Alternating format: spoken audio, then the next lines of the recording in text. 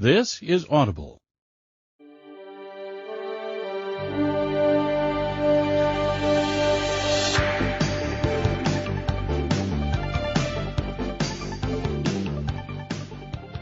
Some people seem born to achieve whatever they want. Call it what you will: getting lucky, being blessed, having the Midas touch. Why are such people so successful? Is it family background, wealth, greater opportunities, high morals, or an easy childhood? New York Times best-selling author John C. Maxwell has the answer. The difference between average people and achieving people is their perception of and response to failure. John Maxwell says that if you are like him, you were never prepared to deal with failure. Coming out of school, he feared it, misunderstood it, and ran away from it. But he's learned to make failure his friend, and he can teach you to do the same. Failing Forward is the course on overcoming failure that was never offered in school. With his trademark warmth and humor, Maxwell teaches straightforward principles for overcoming failure and gives 15 solid steps to help you become the kind of achiever you've always wanted to be. Now here is John C. Maxwell, America's expert on leadership, with Failing Forward, turning mistakes into stepping stones for success.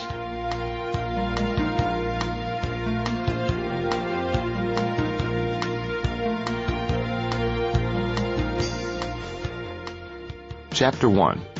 What's the main difference between people who achieve and those who are average? What makes achievers excel?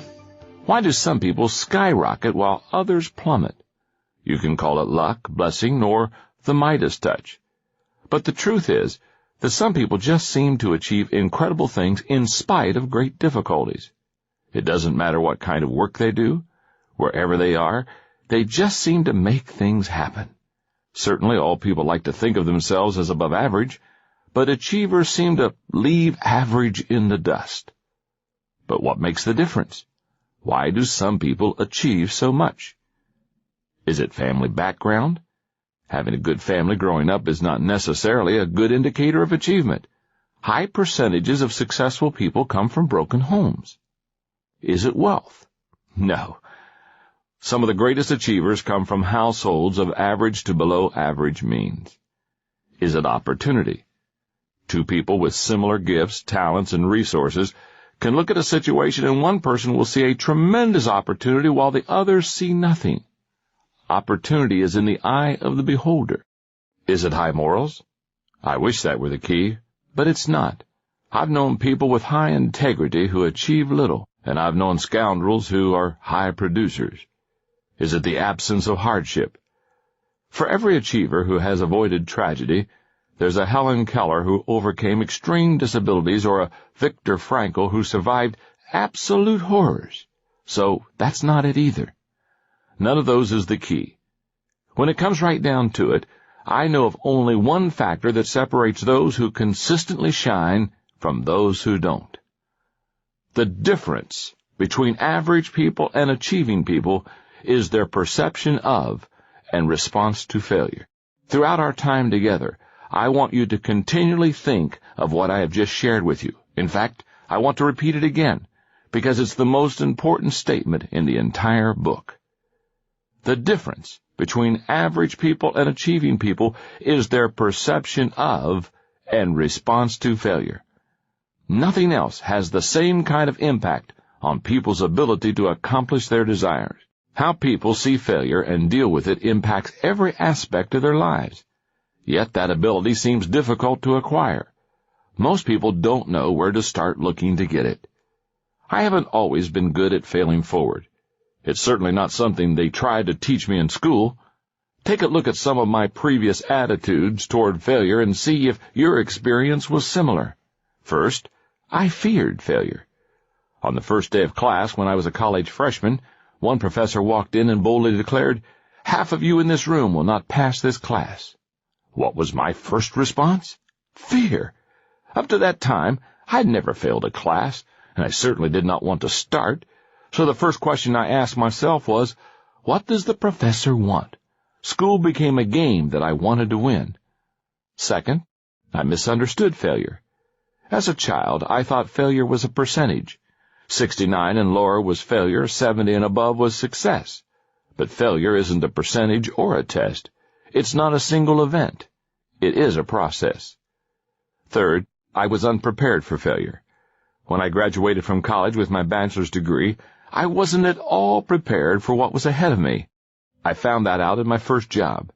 As the pastor in a small rural church, I did everything the people might expect of me and then some. But to be honest, I was as concerned about getting everyone to like me as I was with helping people. In the type of church I led, each year the people vote to decide whether to allow the leader to keep his job. And the leaders I had met loved to brag about the unanimous affirming votes that they received from their people. So imagine my surprise when the votes came back 31 yeses, 1 no, and 1 abstention. It was at that moment that I realized what an unrealistic view I had of success and failure. And as I've helped leaders to grow and develop through the years, I've seen that most people are in the same boat. In Leadership magazine, J. Wallace Hamilton states, "Failure is far more common than success. Poverty is more prevalent than wealth, and disappointment more normal than arrival." Right now, you're getting the chance to sign up with me for a class you never got a chance to take in school, one on failure. Because in life, the question is not if you will have problems, but how you're going to deal with your problems. Are you going to fail forward or backward? When I think of people who are able to look trouble in the eye and forge ahead, one of the first who comes to my mind is Mary Kay Ash. I admire Mary Kay. She overcame a lot of obstacles in her career, and she never let failure get the better of her. Mary Kay's first career was in direct sales, and she was quite successful. But she also found that it was difficult for a woman to progress in a corporate world, especially in the 1950s and early 1960s. So after 25 years of success, she decided to retire. But that didn't last long. By the time a month passed, she was stir-crazy. She was ready to start her own business. She decided on a cosmetic business that would give every woman who worked in it unlimited opportunities. She purchased the formulas to the best beauty products she ever found, worked up a marketing plan, and prepared to set up her corporation. It didn't take long for her to hit her first obstacle. When she visited her attorney to set up her corporation, he insulted her and predicted her failure. She got similar treatment from her accountant. Despite their attempts to discourage her, she moved ahead. She sank her $5,000 life savings into her new business. She put her husband to work on the administrative side of things as she worked feverishly to prepare the product, design the packaging, write the training, and recruit consultants. But then a month before she was open for business, her husband died of a heart attack right at their kitchen table. Most people would never have been able to go on after that, but not Mary Kay. She kept going, and on September 13, 1963, she launched her business. Today the company has over $1 billion in annual sales, employs 3,500 people, and empowers 500,000 direct sales consultants in 29 markets worldwide. Despite circumstances, obstacles, and hardship, Mary Kay Ash failed forward. I don't know what kind of obstacles you're facing in your life right now, but whatever they are, it doesn't matter. What does matter is that your life can change if you're willing to look at failure differently. You have the potential to overcome any problems, mistakes, or misfortunes. All you have to do is learn to fail forward. If you are ready to do that, let's begin right now. Step 1 in failing forward is to realize there is one major difference between average people and achieving people. Chapter 2. Get a new definition of failure and success. On August 6, 1999, a Major League Baseball player stepped up to home plate in Montreal and made another out, the 5,113th one of his professional career. If a player were to make all of those outs consecutively, he would play 8 seasons without ever reaching first base. Was the player discouraged that night? No. You see, Earlier in the same game, that player had reached a milestone that only 21 other people in the history of baseball have ever achieved. He had made his 3,000th hit. That player was Tony Gwynn of the San Diego Padres. During that game, Tony got on base with hits 4 times in 5 tries. But that's not the norm for him. Usually he fails to get a hit 2 times out of every 3 attempts. Those results may not sound very encouraging, but if you know baseball, you recognize that Tony's ability to succeed consistently only 1 time in 3 tries has made him the greatest hitter of his generation. And Tony recognizes that to get your hits, you've got to make a lot of outs. One of the greatest problems people have with failure is that they are too quick to judge isolated situations in their lives and label them as failures. Instead, they need to keep the bigger picture in mind. Someone like Tony Gwynn doesn't look at an out that he makes and think of failure. He sees it within the context of the bigger picture. His perspective leads to perseverance. His perseverance brings longevity, and his longevity gives him opportunities for success. If you can change your perspective on failure, it will help you to persevere and ultimately achieve your desires. So how should you judge failure? Let's start by taking a look at 7 things failure is not. Number 1, people think failure is avoidable. It's not. You've heard the saying, to err is human, to forgive divine. Alexander Pope wrote that over 250 years ago, and he was only paraphrasing a saying that was common 2,000 years ago during the time of the Romans. Things today are the same as they were then. If you're a human being, you're going to make mistakes. Number 2, people think failure is an event. It's not. Growing up, I thought that success and failure came in a moment. The best example I can think of is taking a test. If you got an F, it meant you failed. But I've come to realize that failure is a process. If you flunk a test, it doesn't mean you just failed a one-time event. The F shows that you neglected the process leading up to the test. In 1997, I wrote a book called The Success Journey. The thesis of the book is that success is not a destination, not a place where you arrive one day. Instead, it is the journey you take. And whether or not you succeed comes from what you do day to day. In other words, success is a process. Failure works the same way. It's not some place you arrive. It's how you deal with life along the way. Truly, no one can conclude that he's failed until he breathes his last breath. Until then, he's still in process, and the jury is still out.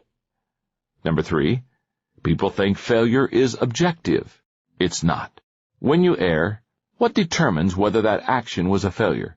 The real answer is that you are the only person who can really label what you do a failure. It's subjective. Your perception of and response to your mistakes determine whether your actions are a failure. Number 4, people think failure is the enemy. It's not. Most people try to avoid failure like a plague, but it takes adversity to create success. NBA coach Rick Pitino states it even more strongly. Failure is good, he says. It's fertilizer. Everything I've learned about coaching, I've learned from making mistakes. Number 5, people think failure is irreversible. It's not. There's an old saying in Texas, it doesn't matter how much milk you spill as long as you don't lose your cow. In other words, mistakes are not irreversible. The problems come when you see only the spilled milk and not the bigger picture. People who see failure correctly take it in stride. Number 6, people think failure is a stigma. It's not. Mistakes are not permanent markers. I love the perspective of Senator Sam Ervin Jr. He remarked, defeat may serve as well as victory to shake the soul and let the glory out. That's the way we need to look at failure. When you make mistakes, don't let them get you down, and don't let yourself think of them as a stigma. Make each failure a step to success. Number 7, people think failure is final. It's not. Even what may appear to be a huge failure doesn't need to keep you from achieving. Take a look at the story of Sergio Zyman. Zyman, who successfully introduced Diet Coke, was also the same person who introduced New Coke. That move was an abysmal failure that lasted 79 days and cost the company about $100 million. People hated New Coke, and it caused Zyman to have to leave the company. But Zyman's problems with New Coke didn't keep him down. Eventually, the return of Coca-Cola Classic made the company even stronger, and in 1993, Zyman was hired back to the company.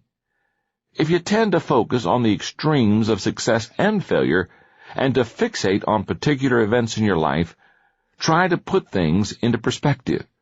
When you do, you'll be able to share the philosophy of someone like the Apostle Paul, who was able to say, "I have learned in whatever state I am to be content." And that was saying a lot, considering that Paul was shipwrecked, whipped, beaten, stoned, and imprisoned. Throughout everything, his faith enabled him to maintain perspective. The terrible truth is that all roads to achievement lead through the land of failure. It has stood firmly between every human being who had a dream and the realization of that dream. The trouble many people have is that they believe the process is supposed to be easy.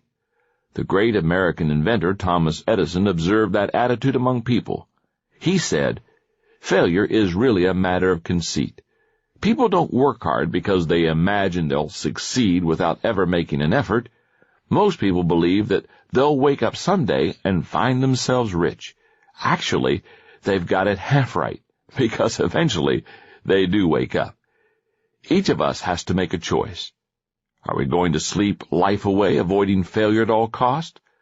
Or are we going to wake up and realize that failure is simply a price we pay to achieve success? If we learn to embrace that new definition of failure, then we are free to start moving ahead. Again, it's so important, let me repeat it. Failure is simply a price we pay to achieve success. And if we learn to embrace that new definition of failure, then we are free to start moving ahead. Recently, I had dinner with Truett Cathy, the founder of Chick-fil-A restaurant chain, and his story is a great illustration of the price someone paid to achieve success. Like many young men of his era, Truett went into the Army. When he was discharged in 1945, he was ready to pursue opportunity. What appealed to him was a restaurant, and his dream was to work with Ben, one of his brothers. After learning a little about the business, they scraped together some money, located a site, and built and opened a restaurant. But it wouldn't be long before Truett faced the first of several major setbacks. The first came early, only 3 years after opening the restaurant. Truett's two brothers were in a small private plane that crashed on the way to Chattanooga, Tennessee. Both of them died. Truett was devastated. Once he got over the emotional shock, he went on alone. 2 years later, he opened a second restaurant. By then, things were going pretty well. Then one night he received a phone call that woke him, telling him there was a fire at his second restaurant location. He dashed off to see what could be done, but when he arrived, he discovered that the fire had totally destroyed the operation.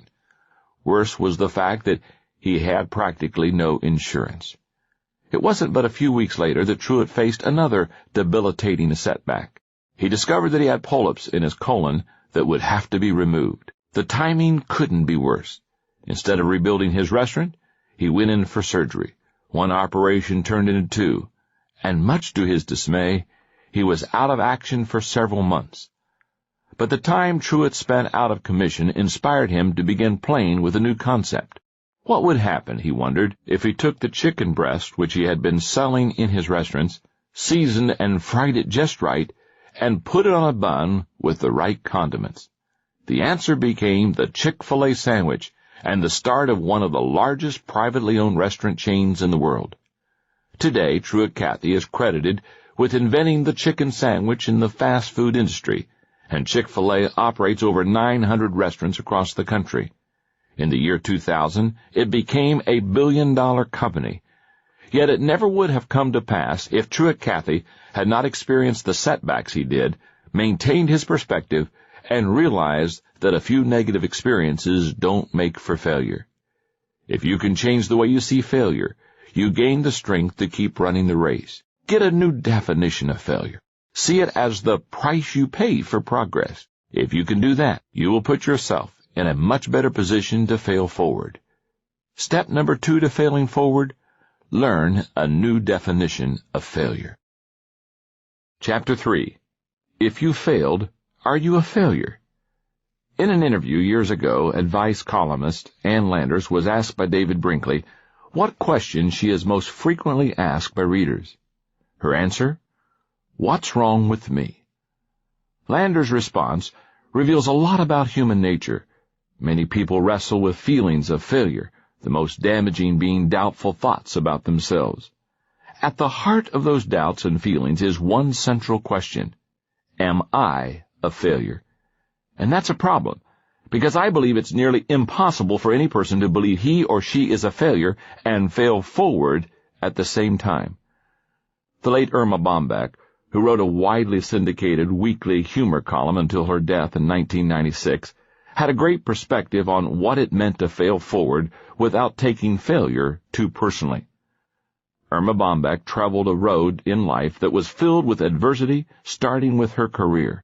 Her first job was as a copy girl at the Dayton Journal-Herald when she was a teenager. But when she went off to college, a guidance counselor advised her to forget about writing. She refused. Later, she transferred to the University of Dayton and in 1949 graduated with a degree in English. Soon afterwards, she began working as a writer for the obituary column and the Woman's Page. In 1964, Bombeck was able to convince the editor of a small neighborhood newspaper to let her write a weekly humor column, and that opened a door for her. By 1967, her column was syndicated and carried by over 900 newspapers. For just over 30 years, Irma Bombeck wrote her humor column. During that time, she published 15 books, received 15 honorary degrees, and was recognized as one of the 25 most influential women in America. But during that span of time, she also experienced incredible trials, including infertility, breast cancer, a mastectomy, the death of 2 children, and kidney failure. But she wasn't shy about sharing her perspective on her life experiences. She said, "What you have to tell yourself is, I'm not a failure. I failed at doing something." Now there's a big difference. Personally and career-wise, it's been a corduroy road. I've buried babies, lost parents, had cancer, and worried over kids. The trick is to put it all in perspective, and that's what I do for a living. That point of view kept Irma Bombeck going and writing through all the disappointments and pain. Every successful person is someone who failed yet never looked at himself as a failure. For example, Wolfgang Mozart was told by Emperor Ferdinand that his opera, The Marriage of Figaro, was far too noisy and contained far too many notes. Vincent van Gogh sold only 1 painting in his lifetime. Thomas Edison was considered unteachable, and Albert Einstein was told by a Munich schoolmaster that he would never amount to much. I think it's safe to say that all great achievers are given multiple reasons to believe they were failures. But in spite of that, they persevere. In the face of adversity, rejection, and failure, they continue believing in themselves and refuse to look at themselves as failures. There are 7 abilities achievers possess that enable them to fail, not take it personally, and keep moving forward. Number 1, achievers reject rejection. People don't give up trying because they don't base their self-worth on their performance. Instead, they have an internally based self-image. Rather than saying, "I am a failure," they say, "I missed that one," or "I made a mistake." To keep the right perspective, take responsibility for your actions, but don't take failure personally. Number 2, achievers see failure as temporary. For example, take the case of United States President Harry S. Truman. In 1922, he was 38 years old, in debt, and out of work. In 1945, he was the most powerful leader of the free world, occupying the highest office in the land. If he had seen failure as permanent, he would have remained stuck and never would have kept trying and believing in his potential. Number 3, Achievers see failures as isolated incidents. When achievers fail, they see it as a momentary event, not a lifelong epidemic. It's not personal. So if you want to succeed, don't let any one incident color your view of yourself. Number 4. Achievers keep expectations realistic. Something that happened on baseball's opening day in 1954 illustrates this point well. The Milwaukee Braves and the Cincinnati Reds played one another, and a rookie for each team made their major league debuts during that game. The rookie who played for the Reds hit 4 doubles and helped his team win with a score of 9-8. The rookie for the Braves went 0 for 5. The Reds player was Jim Greengrass, a name that you may never have heard. The other guy, who didn't get a hit, might be more familiar to you. His name was Hank Aaron. If Aaron's expectations for that first game had been unrealistic, who knows? He might have given up baseball. Surely he wasn't happy about his performance that day, but he didn't think of himself as a failure. He wasn't about to give up easily. Number 5. Achievers focus on strengths. Another way achievers keep themselves from personalizing failure is by focusing on their strengths. Bob Butera, president of the New Jersey Devils hockey team, was asked what makes a winner. He answered that what distinguishes winners from losers is that winners concentrate at all times on what they can do, not on what they can't do. If a weakness is a matter of character, it needs much attention. Focus on it until you shore it up. Otherwise, the best bet for failing forward is to develop and maximize your strengths. Number 6.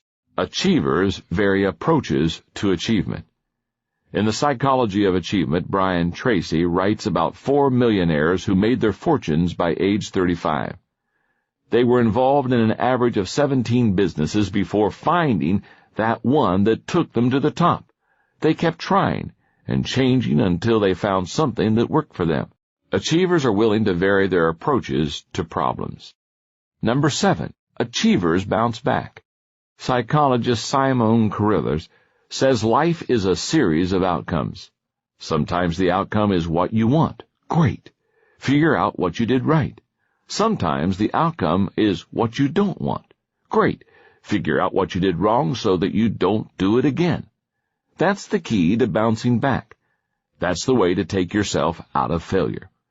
One of the best stories I've ever heard of someone who refused to take failure personally is that of Daniel Rudiger.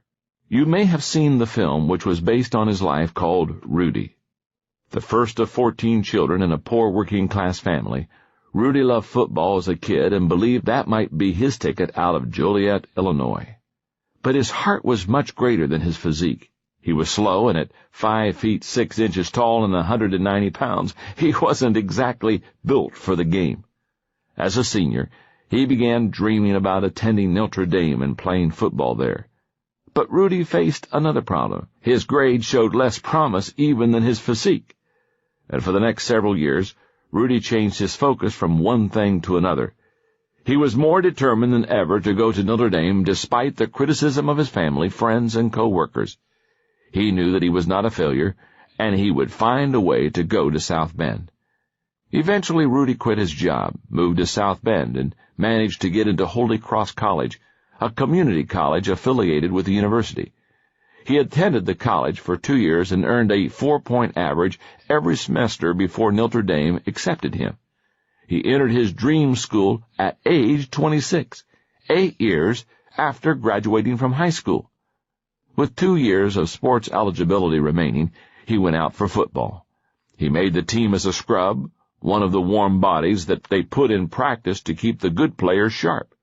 But Rudy worked hard anyway, and in the final game of his final season, Rudy got to live his dream by getting into a game as a player. In the movie, Rudy Rudiger gets in for only one play at the end of the game. But that's not how it really happened. In real life, he had 2 chances to get the quarterback. The first play he was too anxious and didn't execute the play. He failed. But once again, Rudy didn't let his failure make him a failure. He was determined to fail forward. When they snapped the ball the second time, he put the moves he'd rehearsed in his mind on the guy over him, and he sacked the quarterback. Overjoyed, the team carried him off the field in celebration. Rudy says it's the only time that has happened to a player in the history of Notre Dame football. The great thing about Rudy's story is that he doesn't have the athletic ability of Michael Jordan, nor is he a genius like Mozart, Van Gogh, Edison, or Einstein. He's just a regular person like you and me. The only reason he's an achiever instead of average is that he refused to let failure get the better of him. He learned that no matter how many times you fail, it doesn't have to make you a failure. Step number 3 to failing forward: remove the you from failure. Chapter 4. You're too old to cry, but it hurts too much to laugh. Just about everyone has heard of the Wright brothers. But what you may not know is that the Wrights, unknown with no university education, were not the leaders in aviation. They were obscure at best, and another man was expected to put the first manned airplane into the air. His name was Dr. Samuel Langley, an accomplished thinker, scientist, and inventor. He had published several important works on aerodynamics, and he possessed a vision for achieving manned flight. In 1898, he approached the United States War Department for funding to design and build an airplane to carry a man aloft, and they gave him a commission of $50,000, a huge sum at that time. His success seemed inevitable. On October the 8th, 1903, Langley expected his years of work to come to fruition. As journalists and curious onlookers watched, Charles Manley, the engineer who built the plane's engine, strode across the deck of a modified houseboat and climbed into the pilot's seat of a craft called the Great Aerodrome. The full-size motorized device was perched atop a specially built catapult designed to initiate the aerodrome flight into the air. But when they attempted the launch, part of the aerodrome got caught, and the biplane was flung into 16 feet of water a mere 50 yards away from the boat. At first, Langley didn't let that failure or the accompanying criticism deter him. 8 weeks later, in early December, he and Manley were ready to attempt the flight again. They had made numerous modifications to the aerodrome, and once more Manley climbed in the cockpit from the houseboat's deck, ready to make history. But as before, disaster struck. This time the cable supports to the wing snapped as the plane was launched. The craft caught again on the launch rail, and it plunged into the river upside down. Manley nearly died. Langley said afterward, "I have brought to a close the portion of the work which seemed to be specifically mine." In other words, Langley had given up. Just 2 weeks later, Orville and Wilbur Wright, uneducated, unknown, and unfunded, flew their plane Kitty Hawk over the sand dunes of North Carolina. What happened in the life of Samuel Langley occurs in the lives of many people today. They allow failure to get the better of them emotionally, and it stops them from achieving their dreams. Let's face it, failure can be very painful, sometimes physically and more often emotionally. Seeing part of your vision fall flat really hurts, and if people heap ridicule on top of your own hurt feelings, you feel even worse. For many people, the pain of failure leads to fear of failure, and if fear overcomes you, it's almost impossible to fail forward. The inaction that results when people are stopped by fear takes on many forms. Here are the 3 most common ones I've observed. Number 1, paralysis. Some people simply stop trying to do anything that might lead to failure. President Harry S. Truman said, "The worst danger we face is the danger of being paralyzed by doubts and fears. People whose fear paralyzes them give up any hope of moving forward." Number 2, procrastination. Other people maintain the hope of progress but simply never get around to following through. Procrastination steals a person's time, productivity, and potential. As President John F. Kennedy said, "There are risks and costs to a program of action, but they are far less than the long-range risk and cost of comfortable inaction." Procrastination is too high a price to pay for fear of failure. Number 3, purposelessness. Tom Peters, co-author of In Search of Excellence, says there's nothing more useless than someone who comes to the end of the day and congratulates himself saying, "Well, I made it through the day without screwing up." Yet that's what many people who fear failure do. Rather than pursuing worthy objectives, they avoid the pain of making mistakes. And in the midst of that transition, they lose sight of any sense of purpose that they might have once possessed. As fear of failure and the resulting inactivity compounds, people exhibit additional negative side effects like self-pity, excuses, misused energy, and feelings of hopelessness. Many people are unable to overcome their fear because they focus on the wrong thing. They believe that what started their cycle of fear is the thing they should avoid to end it. But the problem is, you can't avoid fear, and you can't wait for motivation to get you going. To conquer fear, you have to feel the fear and take action anyway. Playwright George Bernard Shaw said, "A life spent in making mistakes is not only more honorable but more useful than a life spent doing nothing." To overcome fear, you have to be willing to know that much of your life will be spent making mistakes. The bad news is that if you've been inactive for a long time, getting started is hard to do. The good news is that as soon as you start moving, it gets easier. If you can get going and keep making mistakes, you gain experience. That experience eventually brings competence. And eventually, you will also make fewer mistakes. And as a result, your fear will become less paralyzing.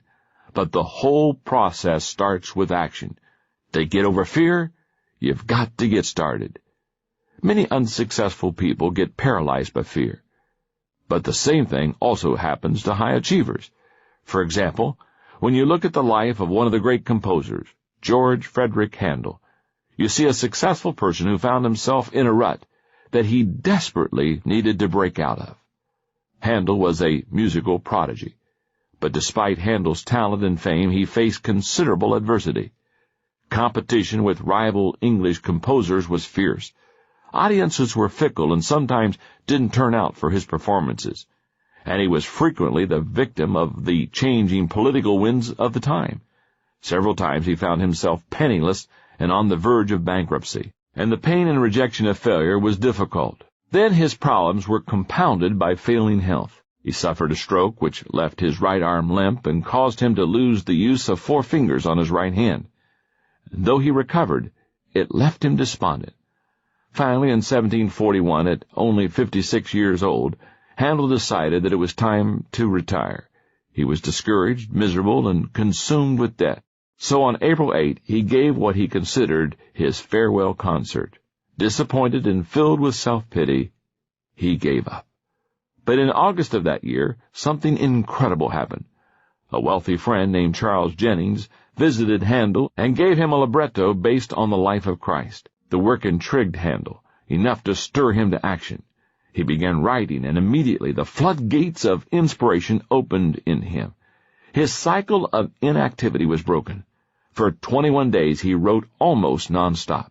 Then he spent another 2 days creating the orchestration. In 24 days, he had completed the 260-page manuscript. He called the piece Messiah. When it comes to getting over the emotional hurts of failure, it really doesn't matter how good or bad your personal history is. The only thing that matters is that you face your fear and get moving. Do that, and you give yourself the opportunity to learn how to fail forward. Step number 4 to failing forward: take action and reduce your fear. Chapter 5. Find the exit off of the failure freeway. Business professors Gary Hamel and C.K. Prahalad have written about an experiment that was conducted with a group of monkeys. It's a great story of failure. They say that 4 monkeys were placed in a room that had a tall pole in the center of it. Suspended from the top of that pole was a bunch of bananas. One of the hungry monkeys started climbing the pole to get something to eat. But just as he reached out to grab a banana, he was doused with a torrent of cold water. Squealing, he scampered down the pole and abandoned his attempt to feed himself. Each monkey made a similar attempt, and each one was drenched with cold water. After making several attempts, they finally gave up. Then researchers removed one of the monkeys from the room and replaced him with a new monkey. As the newcomer began to climb the pole, the other three grabbed him and pulled him down to the ground. After trying to climb the pole several times and being dragged down by the others, he finally gave up and never attempted to climb the pole again. One by one, the researchers replaced the original monkeys with the new ones, and each time a new monkey was brought in, he would be dragged down by the others before he could reach the bananas. In time, the room was filled with monkeys who had never received a cold shower. None of them would climb the pole, but none of them knew why. Unfortunately, people who have gotten used to failure can be a lot like those monkeys. They make the same mistakes over and over, yet they are never quite sure of why, and as a result, they never seem to get off of what I call the failure freeway. The old saying is true. If you always do what you've always done, then you will always get what you've always gotten.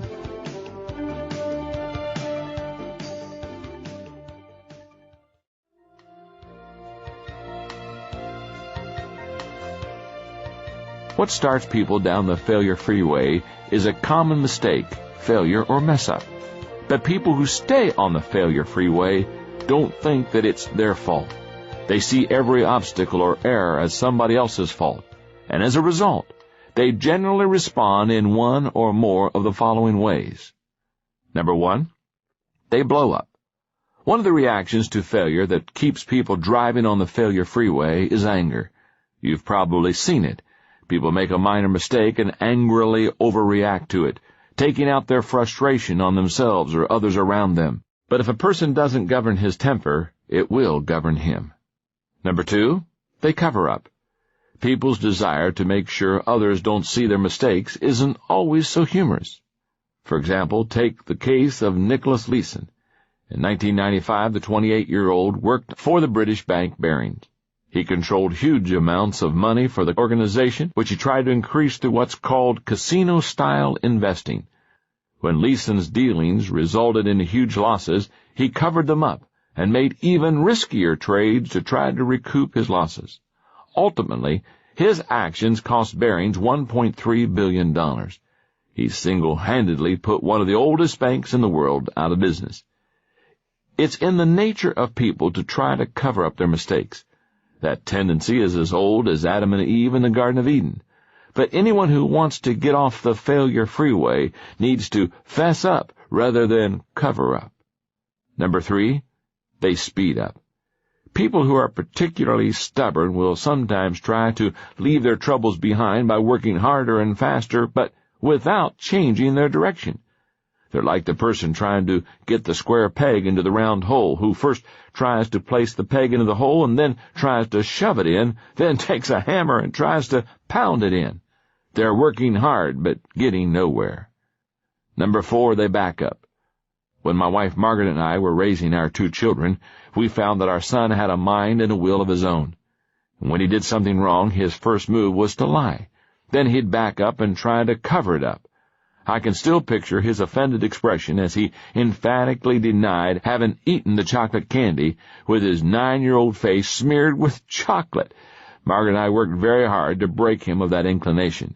I'm relieved that today my boy Joel is a man, and when he's wrong he admits it. And that's good, because nobody can exit off the failure freeway if he keeps backing up. Number 5, they give up. If you stay on the failure freeway long enough, you eventually slow up. It's similar to what happens on the Interstate 285 loop around my hometown of Atlanta at rush hour gridlock. And that's when a lot of people simply give up. Personal growth expert Paul J. Meyer believes that 90% of all those who fail are not actually defeated, they simply quit. There's really only one solution to the gridlock you find on the failure freeway, and that's to wake up and find the exit. To leave the road of continual failure, a person must first utter the 3 most difficult words to say: I was wrong. He has to open his eyes, admit his mistakes, and accept complete responsibility for his current wrong actions and attitudes. Every failure you experience is a fork in the road. It's an opportunity to take the right action, learn from your mistakes, and begin again. The only way to exit the failure freeway and see the new territory of achievement is to take full responsibility for yourself and your mistakes. As Michael Korda, editor-in-chief of Simon & Schuster, says, success on any major scale requires you to accept responsibility. In the final analysis, the one quality that all successful people have is the ability to take on responsibility. The fight to take responsibility occurs within, and rarely does talent, intelligence, or opportunity make the difference in whether a person wins that battle. What it takes is character. That's why Stuart B. Johnson said that our business in life is not to get ahead of others, but to get ahead of ourselves. But unfortunately, not everyone learns the lesson of accepting responsibility for their actions. One of the most unusual stories I've ever encountered about someone on the failure freeway is that of Rosie Ruiz. Back in 1980, she was the first woman to cross the finish line of the Boston Marathon with the third fastest woman's time ever. But from the moment that she finished the race, people were suspicious of her victory. The person most shocked was Jacqueline Garrow. Though not favored to win the race, Garrow had been training to run it for 3 years, and during the course of the race, she had pulled ahead of all the other women. But about a mile from the finish line, another woman suddenly appeared, running ahead of her, and that other woman, Ruiz, finished before her and was declared the woman's winner. The race officials were suspicious, and they immediately began to investigate. They found that Ruiz had qualified for the Boston Marathon by obtaining a fraudulent qualifying finish for the New York Marathon. They surmised that in the Boston race, Ruiz had simply jumped into a group of runners a mile from the finish line, never suspecting that she was actually ahead of all the other women. The Boston Athletic Association disqualified her, and a week later they awarded Garrow the winner's medal. What's most amazing is even years later, Ruiz still hadn't learned from her mistake. At a 10-kilometer race in Miami, Garrow saw Ruiz and tried to talk to her to clear the air, but Ruiz denied ever cheating in Boston. 2 years after her appearance in the Boston Marathon, Ruiz was arrested and charged with stealing cash and checks from her employer. A year later, she was convicted for trying to sell 2 kilos of cocaine to an undercover police officer. As Sir Josiah Stamp said, "It is easy to dodge our responsibilities, but we cannot dodge the consequences." I don't know what Rosie Ruiz is doing today. Back then, Ruiz was doing a lot of moving, but she wasn't getting anywhere. Let's hope that she finally found the exit off of the failure freeway. Step number 5 to failing forward: change your response to failure by accepting responsibility. Let's take a moment and review the first 5 steps of failing forward, because it's my desire to teach you when you fail to fail forward instead of backwards. Step number 1, realize that there is one major difference between average people and achieving people. Step number 2, learn a new definition of failure. Step number 3, remove the you from failure. Step number 4, take action and reduce your fear. And step number 5, change your response to failure by accepting responsibility. Chapter 6, no matter what happens to you, failure is an inside job. When you learn to accept responsibility for yourself, your problems, and your failures, you are better prepared to fail forward. But what about when you're faced with overwhelming difficulties that you didn't create and you cannot control? At no time in life are people more prone to allow failure to make them give up than when external circumstances cause extreme hardship or grief. But ultimately, no matter whether the difficulty is self-created or comes from somewhere outside of you, failure is created within the person. It is always an inside job. Many people desire to control the circumstances of their lives, but the truth is that we cannot determine what will come our way. We can't control the hands we're dealt, only how we play the cards. South African General Jan Christian Smuts said, "A man is not defeated by his opponents, but by himself." That's true. No matter how daunting the circumstances of your life may be, the greatest battle you wage against failure occurs on the inside, not the outside. How do you fight that battle? You start by cultivating the right attitude. You're probably familiar with Murphy's Law, which says, if anything bad can happen, it will, and at the worst possible time. And then there's the Peter principle, which says people always rise to the level of their incompetence. There's another saying similar to those called the law of human behavior. It says, sooner or later, we get just what we expect. I have a question to ask you. Is the law of human behavior optimistic or pessimistic? Stop and think about your answer. I say that because your response reveals your attitude. If you expect the worst out of a life, then you probably said the law was written by a pessimist. If you have a positive outlook, then you probably answered optimist, because the prospect of getting what you expect is very encouraging to you. Your attitude determines your outlook. The first element in winning the internal battle against failure is to maintain a positive outlook. University of Pennsylvania psychology professor Martin Seligman, who has studied employees in 30 different industries, observes that people who bounce back are optimists.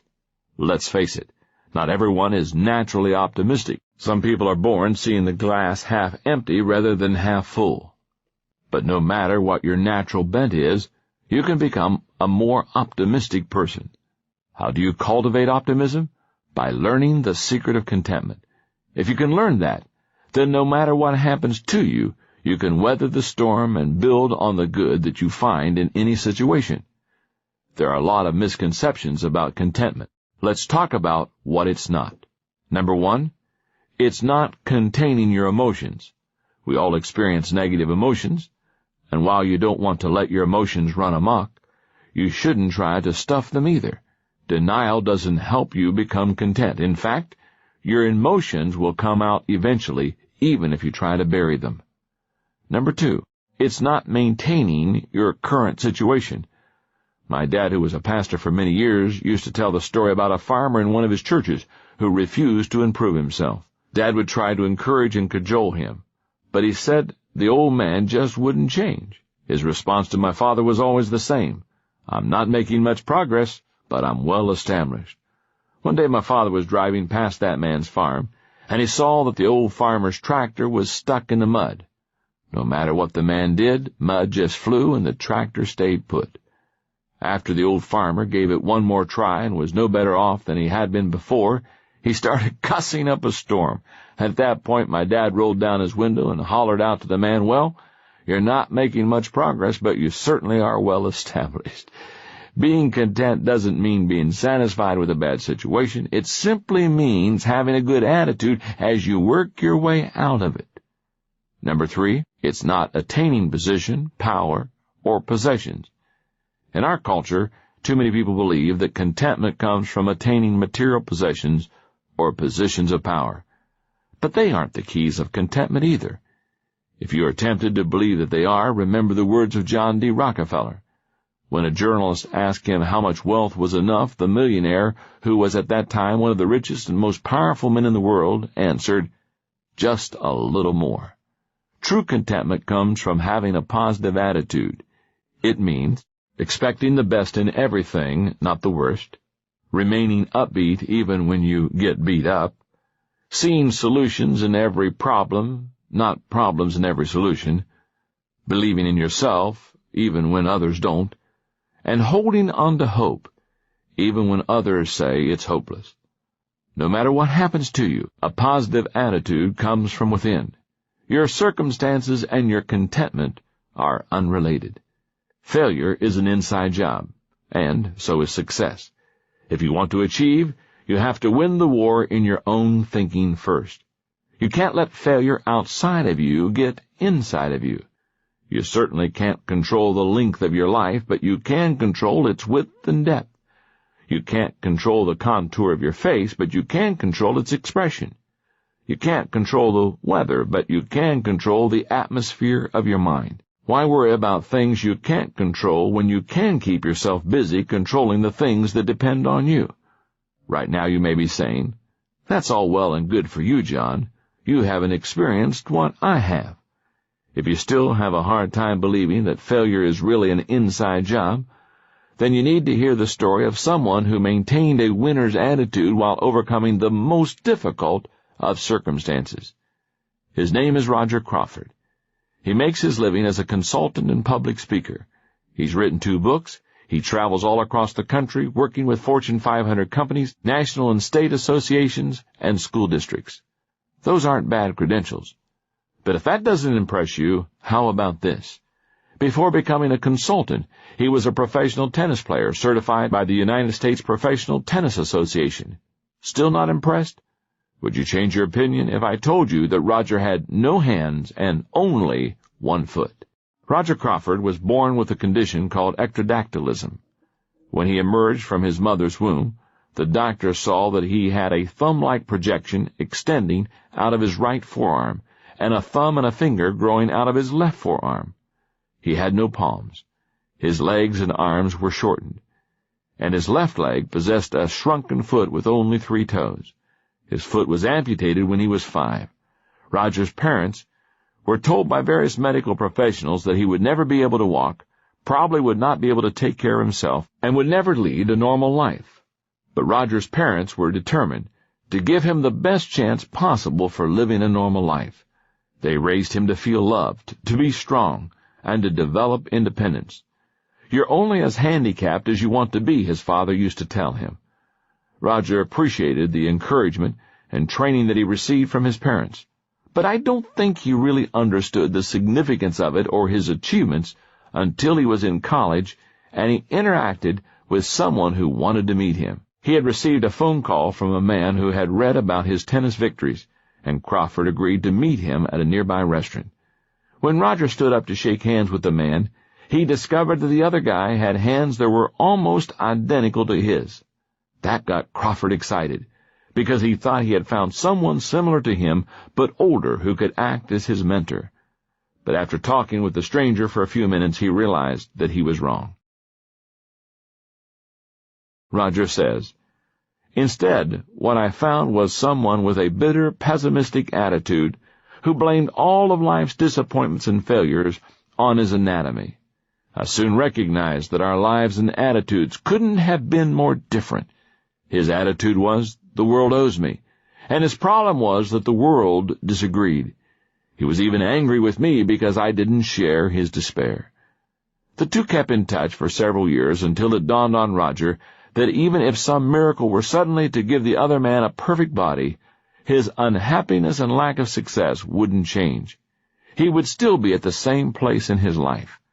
That man had allowed failure to seize him from the inside, while Roger had mastered the art of failing forward. Chances are that the adversity in your life has been nowhere near as difficult as Roger Crawford's has been. And that's why his story is such an inspiration. Roger maintains that handicaps can only disable us if we let them. He says that's true not only of physical challenges, but of emotional and intellectual ones as well. He believes that the real and lasting limitations are created in our minds, not our bodies. In other words, no matter what happens, failure is an inside job. Step number 6 to failing forward. Don't let failure from outside get inside of you. Chapter 7. Is the past holding your life hostage? When I get a bit of time off, one of the things I like to do is play golf. Now, I'm not a great golfer. I'd say I'm average, but no matter what, I'm glad to get started golfing, and I can tell you who it was that got me interested in the sport. Arnold Palmer. Many people of my generation became golfers because of Arnold Palmer. His down-to-earth attitude, sparkling personality, rugged good looks, and incredible playing ability caused him to draw huge crowds of spectators who would follow him from hole to hole. Back then they were dubbed Arnie's Army, and it seemed they'd follow him anywhere to get a chance to see the man they called the King perform on the course. It was a first for golf, and it was sure fun to watch.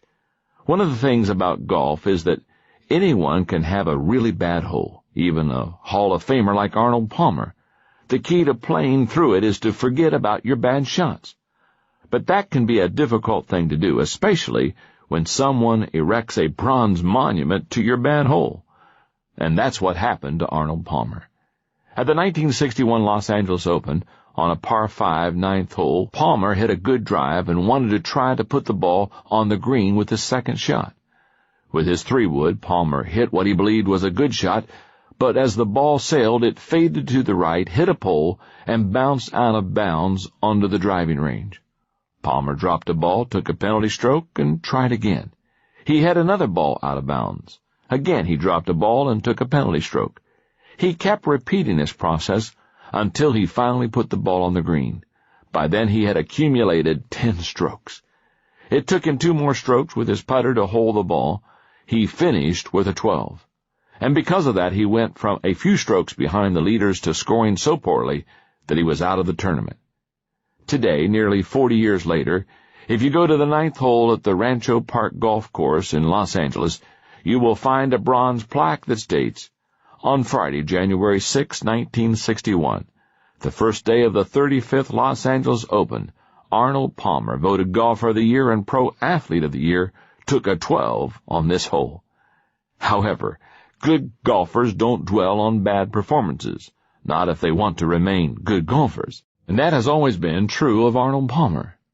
Once when asked about his performance at the Open on hole 9, he commented, "That doggone plaque will be there long after I'm gone."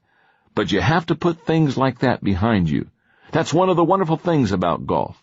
Your next shot can be as good or bad as the last one, but you'll always get another chance. The same quality that makes professional golfers effective enables any person to overcome failure and become a strong achiever. The ability to put past events behind them and move on. That quality positions a person to tackle current challenges with enthusiasm and a minimum of hindering personal baggage. In contrast, people who are unable to get over previous hurts and failures are held hostage by their past. The baggage they carry around makes it very difficult for them to move forward. It may sound like I'm making light of what happened to you in the past. I'm not. I know that people suffer genuine tragedies in this imperfect world. They lose children, spouses, parents, and friends, sometimes under horrible circumstances. People contract cancer, multiple sclerosis, AIDS, and other debilitating diseases. They suffer unspeakable abuses at the hands of others. All of those things are true. But tragedies don't have to stop a person from possessing a positive outlook, being productive, and living life to the fullest. One man is born with severe handicaps and decides the world owes him, while another, such as Roger Crawford, goes on to become a tennis pro. One person who contracts AIDS bitterly gives up on life, while another, such as basketball's Magic Johnson, builds his business and enjoys his family life. One woman experiences rape and withdraws into herself, while another, such as Kelly McGillis, overcomes the experience and becomes a successful actress in Hollywood. No matter how dark a person's past is, it need not color his or her present permanently. In my experience, the problems of people's past impact them in one of two ways. They experience either a breakdown or a breakthrough. Listen to the following 5 characteristics. They are signs that a person hasn't gotten over past difficulties. Number 1, comparison.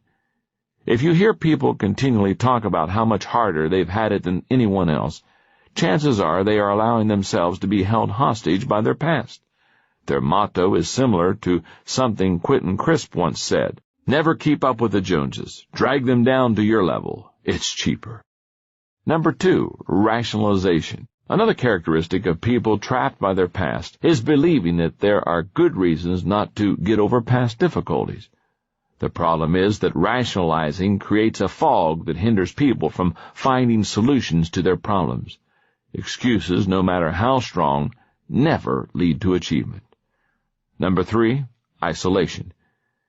Some people withdraw due to their past hurts. For many, it's like a natural reflex that kicks in for self-protection.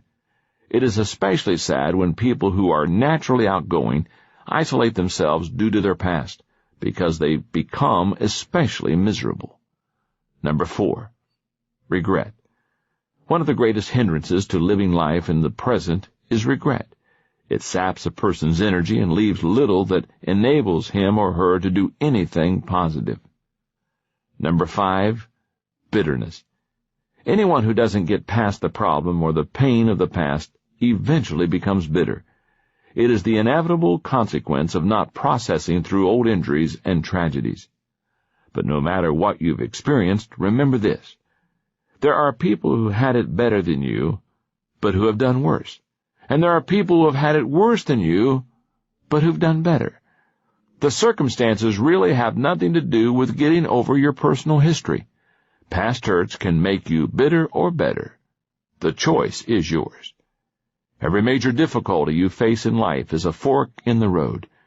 You choose which track you will head down toward breakdown or breakthrough. It is a turning point, but you determine which way you will turn. If you've been badly hurt, then start by acknowledging the pain and grieving any loss that you may have experienced. Then forgive the people involved, including yourself if needed. That will help you move on. I understand that it may be very difficult to go through this process, but you can do it. Just think, today may be your day to turn the hurts of your past into a breakthrough for the future. Don't allow anything from your personal history to keep holding you hostage. Step number 7 to failing forward. Say goodbye to yesterday. Chapter 8. Who is this person who keeps making these mistakes? Sometimes great achievement can come only as the result of a period of failure that helps you understand who you really are. That was the case of John James Audubon, the man for whom the National Audubon Society was named. His life was one of great extremes, problems and progress, struggle and success, failure and fanfare. Listen to his story. The son of a French sea captain, Audubon was born in Haiti in 1785, but spent his formative years in France. He was educated as a gentleman, but was at best an indifferent student. His real passion was hunting and drawing birds. At 18, Audubon was sent to America, where he moved into a house his father owned in Pennsylvania. There he honed his skills as a woodsman. He continued hunting and drawing wildlife, and it wasn't long before he met and developed a relationship with a neighboring family named the Bakewells. That had a significant impact on his life. First, he fell in love with one of the family's daughters, Lucy, and second, in 1807, he started working in the counting house of Benjamin Bakewell's import company. That was the start of what would become an abysmal career in business. Over the next 15 years, Audubon embarked on a series of unsuccessful ventures. His first venture, which dealt in indigo dye, lost him a small fortune. He then worked in the import business for a while, but after meeting no success, decided to try his hand at retail trade. With another young businessman, he set up shop in Louisville, Kentucky, but 6 months later the two had only minimal success. They decided to move their location to Missouri in hopes of getting more business. Audubon only lasted 6 more months in that endeavor. He sold his share in the shop to his partner and went in search of another opportunity. In 1811 he tried his hand at the import business. He and his brother-in-law established a commission house in New Orleans importing goods from England. Unfortunately, they did this on the eve of the War of 1812, and their business failed.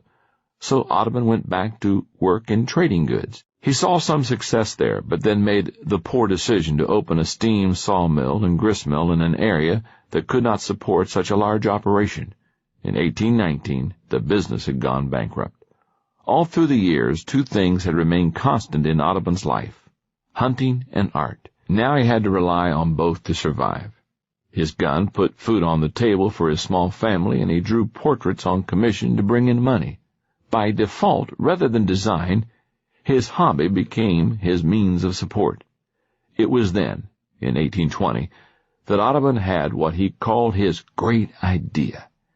He decided to create a comprehensive and complete printed collection of all American birds based on his paintings.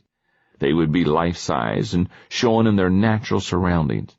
For the next few years, he traveled and added more painted birds to his portfolio, while Lucy worked as a tutor and a governess in Louisiana.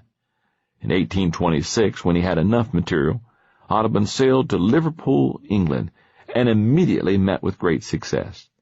It didn't take long for Audubon to get connected with engraver Robert Havell, and together they began printing the remarkable Birds of America, a series of 100 color plates in a large 29 by 39-inch format.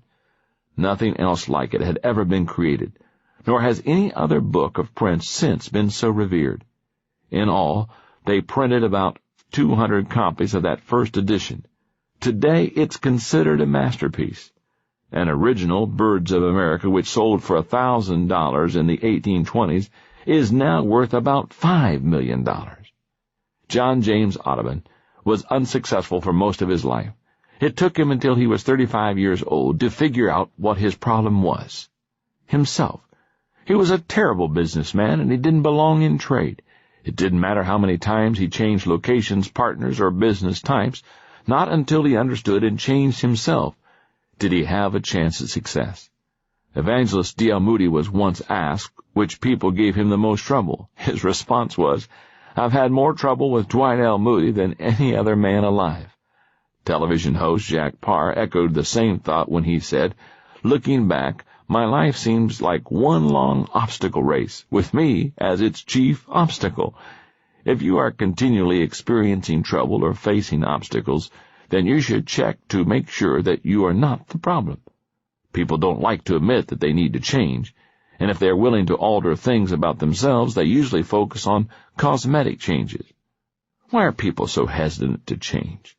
I believe that some, like Audubon, believe they are supposed to pursue a particular course of action, even though it doesn't suit their gifts and talents. And when they are not working in areas of strength, they do poorly. Others are not self-aware and don't even know what their strengths are. As psychologist Sheldon Kopp says, all of the significant battles are waged within the self. To have an opportunity to reach your potential, you must know who you are and face your flaws. Allow me to help you do that. Go through the following process. First, see yourself clearly.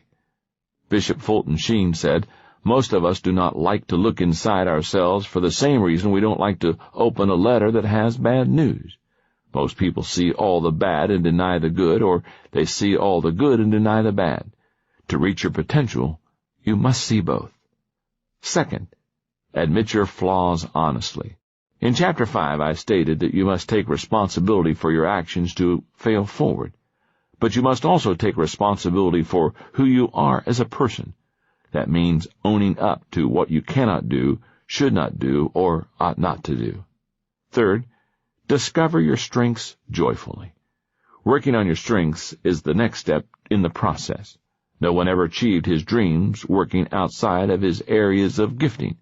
To excel, do what you do well. Fourth, build on your strengths passionately. Like Audubon, you will improve only if you enthusiastically develop whatever God-given abilities you have. You can reach your potential tomorrow if you dedicate yourself to growth today. Remember, to change your world, you must first change yourself. One of the greatest stories of change that I know of personally involves someone very close to me in my organization, the Enjoy Group, and it's my assistant, Linda Eggers. If you've ever heard me speak in person, then you've probably heard me talk about Linda. I believe Linda is the finest executive assistant in the country, but I haven't always felt that way about her. A few years ago, we experienced a rocky time in our history, and the fact that we work together now is a strong testament to her willingness and ability to take a hard look at herself, make some changes in her life, and become the kind of person she desired to be. Linda first began working for me in the mid-1980s when I was leading Skyline Church in San Diego. She began working in the church's financial office. When she attended a conference of mine on leadership, Linda realized that she felt called to work full-time with me at Enjoy. She approached me after the conference and shared her thoughts with me. Later, when Enjoy was big enough, we brought her on staff. Linda immediately became an impact player for us. Under the leadership of Dick Peterson, now the COO of the Enjoy Group and president of the Enjoy Conferences and Resources. Linda did whatever was asked of her, and that was just about everything. As we grew, she took on greater and greater responsibility, and by the early 1990s, she was Dick's right hand. Then suddenly one day, Linda quit. She gave 2 weeks' notice, and she was gone. She didn't give any explanation. She just simply bailed on us. Dick and I were shocked. A few weeks later, I found out that Linda had gone to work for an accountant friend of mine as his secretary. I was amazed because she had always been passionate about the kind of work we did. Then something even more surprising happened. I started to hear that Linda was getting very negative, and she was saying critical things about me and Enjoy. And that saddened me because I always liked her. Meanwhile, life went on. Dick hired someone to replace Linda, and the company continued growing. Then about 8 months later, I got a phone call telling me Linda wanted to see me. On the day that she came to my office, I noticed that she was shaking, and as she talked, she started to cry. First, she apologized for all the negative things that she had been saying, and then she told me why she had quit and what had led to her feelings of bitterness. Dick and I talked about it, and we offered to hire her back, but it would be in a different capacity. The only thing available at the time was a position taking incoming calls and answering correspondence. It must have been difficult for Linda, who had once been Dick's second-in-command, but she accepted because she really wanted to work at Enjoy. And for 3 years, Linda worked hard and did everything asked of her with excellence and a positive attitude, and over time, she began to assist Dick more and more. When I left the pastorate at Skyline in 1995 to devote myself full-time to the Enjoy group, I needed to hire a new assistant, and one of the people I considered was Linda.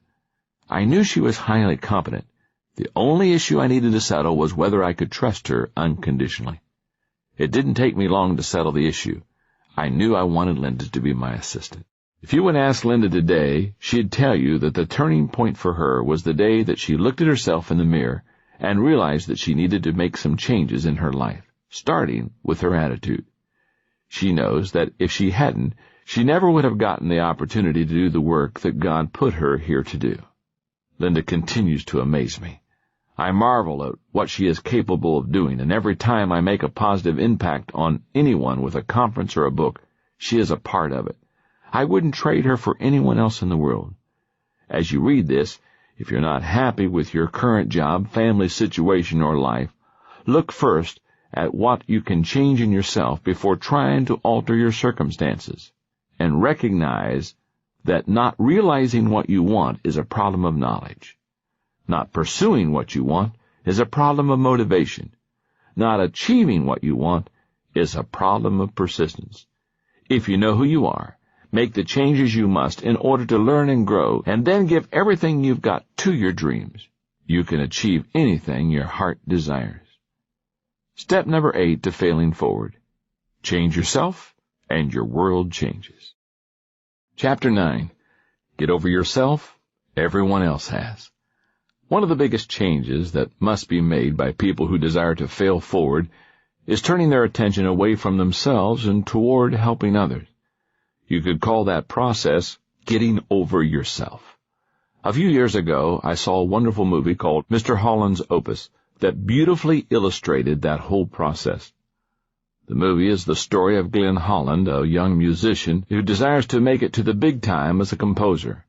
But when money gets tight and he needs to take care of his family, he reluctantly seeks employment as a teacher. That job, which he takes only on a temporary basis, becomes his life. Through the course of the movie, he discovers that he wants to share his love for music with his students, and in the process, he discovers himself. The pivotal point of the movie comes when Mr. Holland's teaching position gets eliminated due to the cutbacks, and he suddenly realizes he has reached middle age.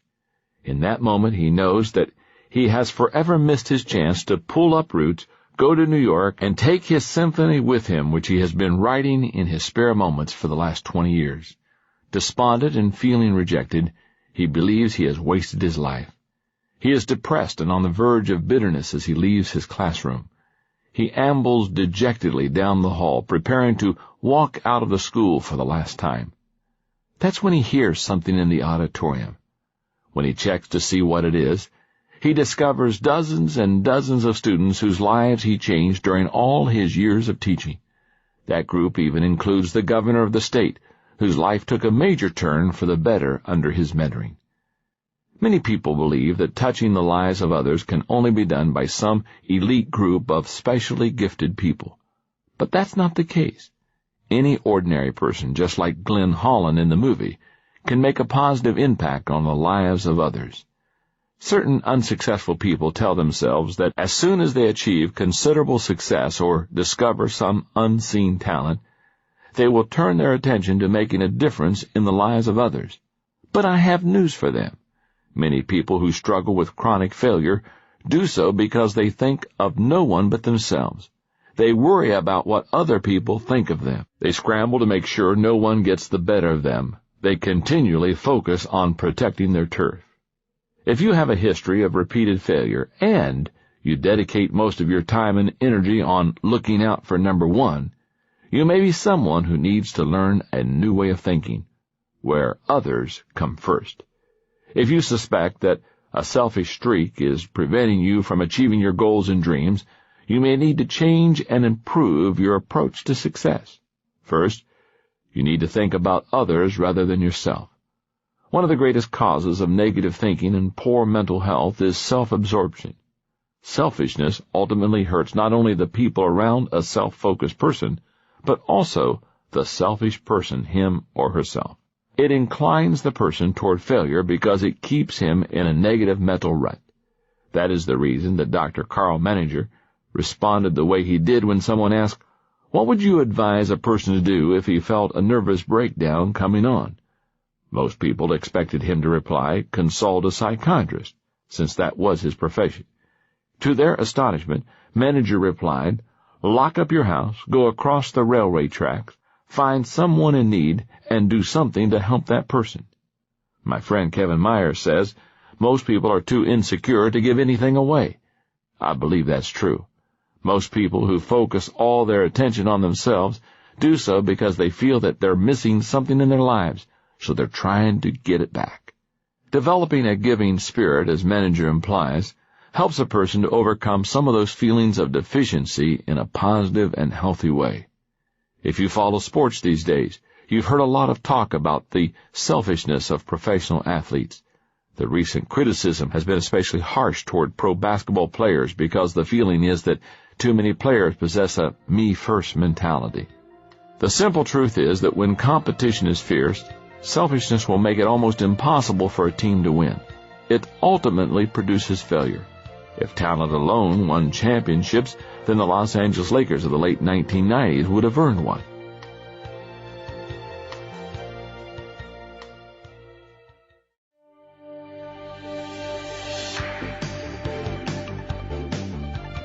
Fortunately, all the stories out of the NBA aren't about selfishness and failure. If you look at the 1999 NBA champs, the San Antonio Spurs, you can see that their victory came because the man who had been their best player for a decade knew the importance of getting over himself.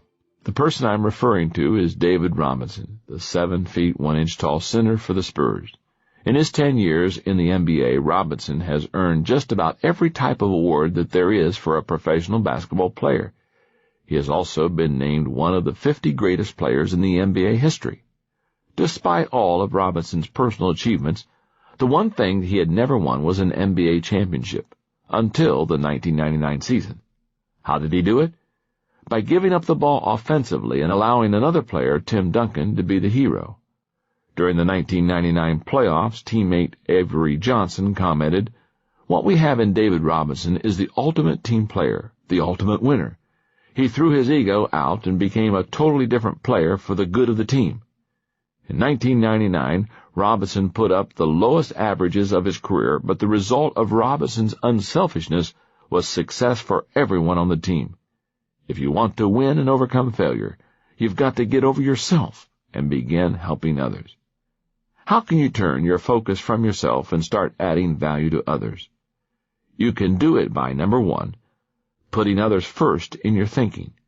When you meet people, is your first thought about what they'll think of you or how you can make them feel more comfortable? At work, do you try to make your coworkers or employees look good? Or are you more concerned about making sure that you receive your share of credit? When you interact with family members, whose best interest do you have in mind? Your answers show where your heart is. In order to add value to others, you need to start putting others ahead of yourself in your mind and heart. If you can do it there, you will be able to put them first in your actions. Number 2, finding out what others need. How can anyone add value to others if he or she doesn't know what they care about? Listen to people, ask them what matters to them, and observe them. If you can discover how people spend their time and money, you'll know what they value. And when you know people's values, you can add value to them. Number 3, meeting the needs of others with excellence and generosity. The final step requires concrete action. Once you know what matters to people, do your best to meet their needs with excellence and generosity. Offer your best with no thought toward what you might receive in return. When I think of some of the great figures in history who were able to minister to people's needs and perform great service, one of the first who comes to my mind is John Wesley, the 18th century Briton who founded the Methodist movement. He was a great leader and served God unselfishly his entire life. But there's someone else in his family whom I consider to have been more selfless than he, and in fact made his achievements possible through her service. That person was John's mother, Susanna Wesley. At age 19, she married Samuel Wesley, a young clergyman who came to be regarded as one of the finest scholars of his day. They set up their household and they began their life together. Before long, Susanna bore them their first child, and then many more followed. Unfortunately, their hopes were greater than their prospects, and they spent nearly 50 years of marriage together, barely scraping by financially. In those days, middle-class women didn't work outside of the home, but Susanna had more than a full-time job nonetheless. She dedicated herself selflessly to caring for her family. She ran the household, managed the finances, and oversaw their modest farming efforts. And she did this while continuing to have numerous children. Over the course of 21 years, she gave birth to 19 children, and 10 of them survived. Despite all the work that Susanna Wesley performed for her family, the most important thing she did was educate her children. For 6 hours every day except Sunday, she dedicated herself to the moral and intellectual instruction of her 3 sons and 7 daughters. She made it the object of her life. Her acts were incredibly selfless, and in the process she had given up a lot. But the results found in her children speak for themselves. Charles was an influential clergyman and has been called one of the greatest hymn writers of all time. And John is considered by many to have shaped England more than any other person of his generation. In our current times, you may not be able to give your family the kind of time Susanna Wesley did, but that's not important. What matters is that you give all you can to the people who are important to you. And you can only do that if you learn to get over yourself. Be more concerned with what you can give rather than what you can get, because giving truly is the highest level of living. Step number 9 to failing forward. Get over yourself and start giving yourself. Chapter 10. Grasp the positive benefits of negative experiences. Working artists David Bayless and Ted Orland tell a story about an art teacher who did an experiment with his grading system for 2 groups of students. It is a parable on the benefits of failure. Here's what happened. The ceramics teacher announced on opening day that he was dividing the class into 2 groups. All those on the left side of the studio, he said, would be graded solely on the quantity of work they produced. All those on the right side solely on its quality. His procedure was simple. On the final day of class, he would bring his bathroom scales and weigh the work of the quantity group. 50 pounds of pots received an A, 40 pounds a B, and so on. And those being graded on quality, however, needed to produce only 1 pot, albeit a perfect one, to get an A. Grading time came, and a curious fact emerged. The works of the highest quality were all produced by the group being graded for quantity. It seems that while the quantity group was busily churning out piles of work and learning from their mistakes, the quality group had sat theorizing about perfection, and in the end had little more to show for their efforts than the grandiose theories of a pile of dead clay. It doesn't matter whether your objectives are in the area of art, business, ministry, sports, or relationships. The only way you can get ahead is to fail early, fail often, and fail forward. I teach leadership to thousands of people each year at numerous conferences, and one of my greatest concerns is always that some people will go home from the event and nothing will change in their lives. They enjoy the show but fail to implement any of the ideas that were presented to them. I tell people continually, we overestimate the event and we underestimate the process. Every dream that anyone has achieved came because of dedication to a process. People naturally tend toward inertia. That's why self-improvement is always a struggle. But that's also the reason that adversity lies at the heart of every success. The process of achievement comes through repeated failures and the constant struggle to climb to a higher level. Adversity and the failure that often results from it should not only be expected in the process of succeeding, they need to be viewed as an absolutely critical part of it. In fact, the benefits of adversity are many. Listen to some of the key reasons you should embrace adversity and persevere through it. Number 1, adversity creates resilience. Nothing in life breeds resilience like adversity and failure. A study in Time magazine in the mid-1980s described the incredible resilience of a group of people who had lost their jobs 3 times because of plant closings. Psychologists expected them to be discouraged, but they were surprisingly optimistic. Their adversity had actually created an advantage. Number 2, adversity develops maturity. As the world continues to change at a faster and faster rate, maturity with flexibility becomes increasingly important. Those qualities come from weathering difficulties. Harvard Business School professor John Cotter says, "I could imagine a group of executives 20 years ago discussing a candidate for a top job and saying, 'This guy had a big failure when he was 32. Everyone else would say, 'Yep, that's a bad sign.' I can imagine that same group considering a candidate today and saying, 'What worries me about this guy is that he's never failed.' The problems we face and overcome prepare our hearts for future difficulties." Number 3, adversity pushes the envelope of accepted performance. Lloyd Ogilvy says that a friend of his who was a circus performer in his youth described his experience learning to work on the trapeze. He said, "Once you know that the net below will catch you, you stop worrying about falling. You actually learn to fall successfully. What that means is you can concentrate on catching the trapeze swinging towards you and not on falling because repeated falls in the past have convinced you that the net is strong and reliable when you fall. The result of falling and being caught by the net is a mysterious confidence and daring on the trapeze. You fall less. Each fall makes you able to risk more." Number 4, adversity provides greater opportunities. I believe that eliminating problems limits our potential. Just about every successful entrepreneur I've met has numerous stories of adversity and setbacks that open doors to greater opportunity. For example, in 1978, Bernie Marcus was fired from Handy Dan, a do-it-yourself hardware retailer. That prompted Marcus to team with Arthur Blank to start their own business. In 1979, they opened their first store in Atlanta, Georgia. It was called Home Depot. Today, Home Depot has over 760 stores employing more than 150,000 people, and each year they do more than $30 billion in business.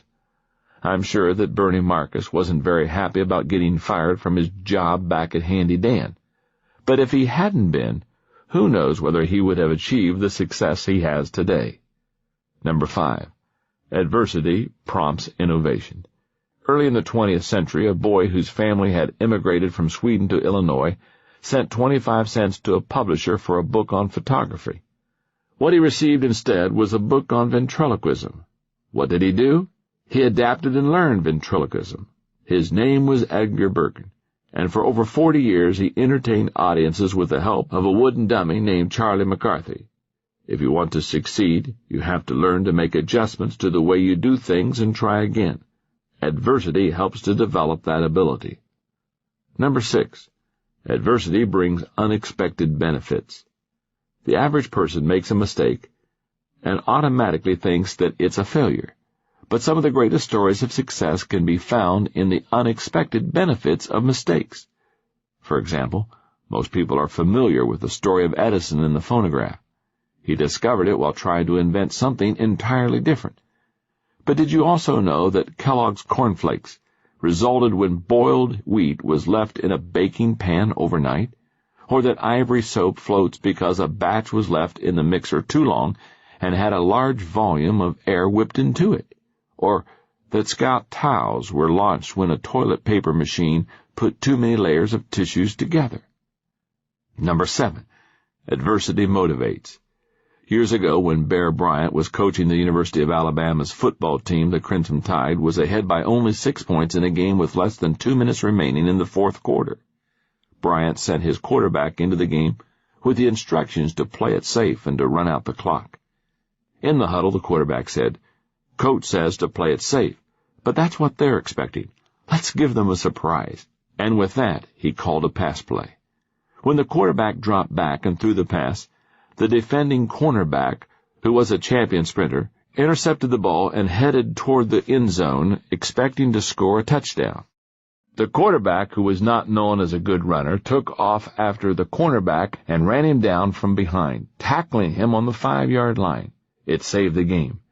After the clock ran out, the opposing coach approached Bear Bryant and asked, "What's this business about your quarterback not being a runner?"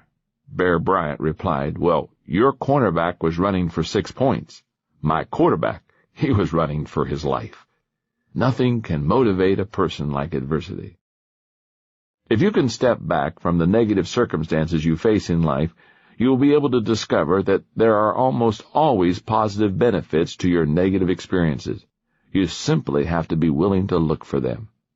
Bill Vaughan says, "In the game of life, it's a good idea to have a few early losses, which relieves you of the pressure of trying to maintain an undefeated season. Always measure an obstacle next to the size of the dream that you're pursuing. It's all in how you look at it. Try, and you can find the good in every bad experience." One of the most incredible stories of adversity overcome and success gained is that of Joseph of the ancient Hebrews. You may be familiar with the story. He was born the 11th of 12 sons in a wealthy Middle Eastern family whose trade was raising livestock. As a teenager, Joseph alienated his brothers. First, he was his father's favorite, even though he was nearly the youngest. Second, he used to tell his father any time his brothers weren't doing their work properly with the sheep. And third, he made the mistake of telling his older brothers that one day he would be in charge of them. At first, a group of his brothers wanted to kill him, but the eldest Reuben prevented them from doing that. So when Reuben wasn't around, the others sold him into slavery. Joseph ended up in Egypt working in the house of a captain of the guard, a man named Potiphar. Before long, Joseph was running the entire household. He was making the best of a bad situation. But then things got worse. The wife of his master tried to persuade him to sleep with her. When he refused, she accused him of making advances to her and got Potiphar to throw Joseph in prison. But again he made the best of a tough situation. Before long, the warden of the prison had put Joseph in charge of all the prisoners and all the prison's daily activities. While in prison, Joseph got a chance to meet a fellow prisoner who had been an official from Pharaoh's court, the chief cupbearer. And Joseph was able to do him a favor by interpreting a dream the man had. And when he saw that the official was grateful, Joseph made a request of him in return, that he would convince Pharaoh to let him out of prison. Joseph had great hope a few days later when the official was returned to court and the good graces of the monarch. He expected any minute to receive word that Pharaoh was setting him free. But 2 years passed before the cupbearer remembered Joseph, and he did so only because Pharaoh wanted someone to interpret one of his dreams. In the end, Joseph was able to interpret Pharaoh's dreams, and because the Hebrews showed such great wisdom, the Egyptian ruler put Joseph in charge of the entire kingdom. When his brothers traveled to Egypt for relief from famine 20 years after selling him into slavery, they discovered that their brother Joseph was not only alive, but second in command of the most powerful kingdom in the world. Few people would welcome the adversity of 13 years in bondage as a slave and a prisoner, but as far as we know, Joseph never gave up hope and never lost his perspective, nor did he hold a grudge against his brothers. After their father died, he told them, "You intended to harm me, but God intended it for good to accomplish what is now being done, the saving of many lives." He found the positive benefits in his negative experiences, and if he can do it, so can we. Step number 10 to failing forward. Find the benefit in every bad experience. Let's review now for a moment the first 10 steps to failing forward. Number 1, realize there is only one major difference between average people and achieving people. Number 2, Learn a new definition of failure. Number 3, remove the you from failure. Number 4, take action and reduce your fear. Number 5, change your response to failure by accepting responsibility. Number 6, don't let the failure from outside get inside of you. Number 7, say goodbye to yesterday. Number 8, change yourself and your world changes. Number 9, get over yourself and start giving yourself. And step number 10 to failing forward, find the benefit in every bad experience. Take a moment before you go on in the book and look at those 10 steps to failing forward. Ask yourself, or maybe somebody that's with you, how well do I do on these 10 steps? Some, I'm sure that you are already successfully failing forward. Others, maybe instead of going forward, you're failing backward. Take a moment, evaluate yourself. Work on the weak areas. Evaluate these 10 steps so that you can confidently fail forward. Chapter 11. Take a risk. There's no other way to fail forward. Every era has its great explorers, people willing to face danger to break new ground and discover new worlds. The fuel that makes it possible for those people to conquer new territory is risk, as pioneer aviator Charles Lindbergh emphasized when he said, "What kind of man would live where there is no daring? I don't believe in taking foolish chances, but nothing can be accomplished if we don't take any chances at all."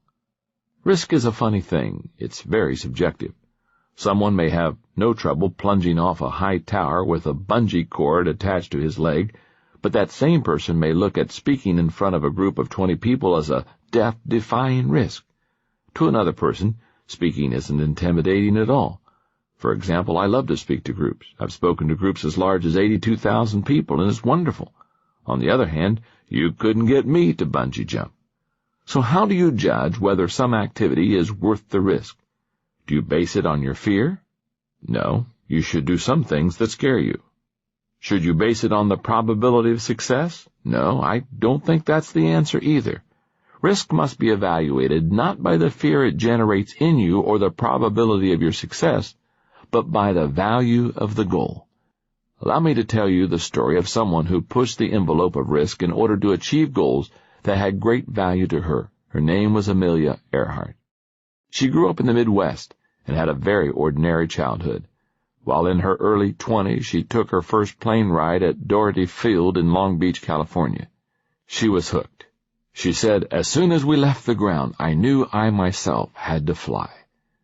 She immediately began working odd jobs to earn the $1,000 that would be required to take flying lessons, and it wasn't long before she was learning how to fly from Anita Snook, another pioneer flyer. Earhart found that learning to fly wasn't easy, or at least not for her, and she had more than her share of crashes, but she persevered.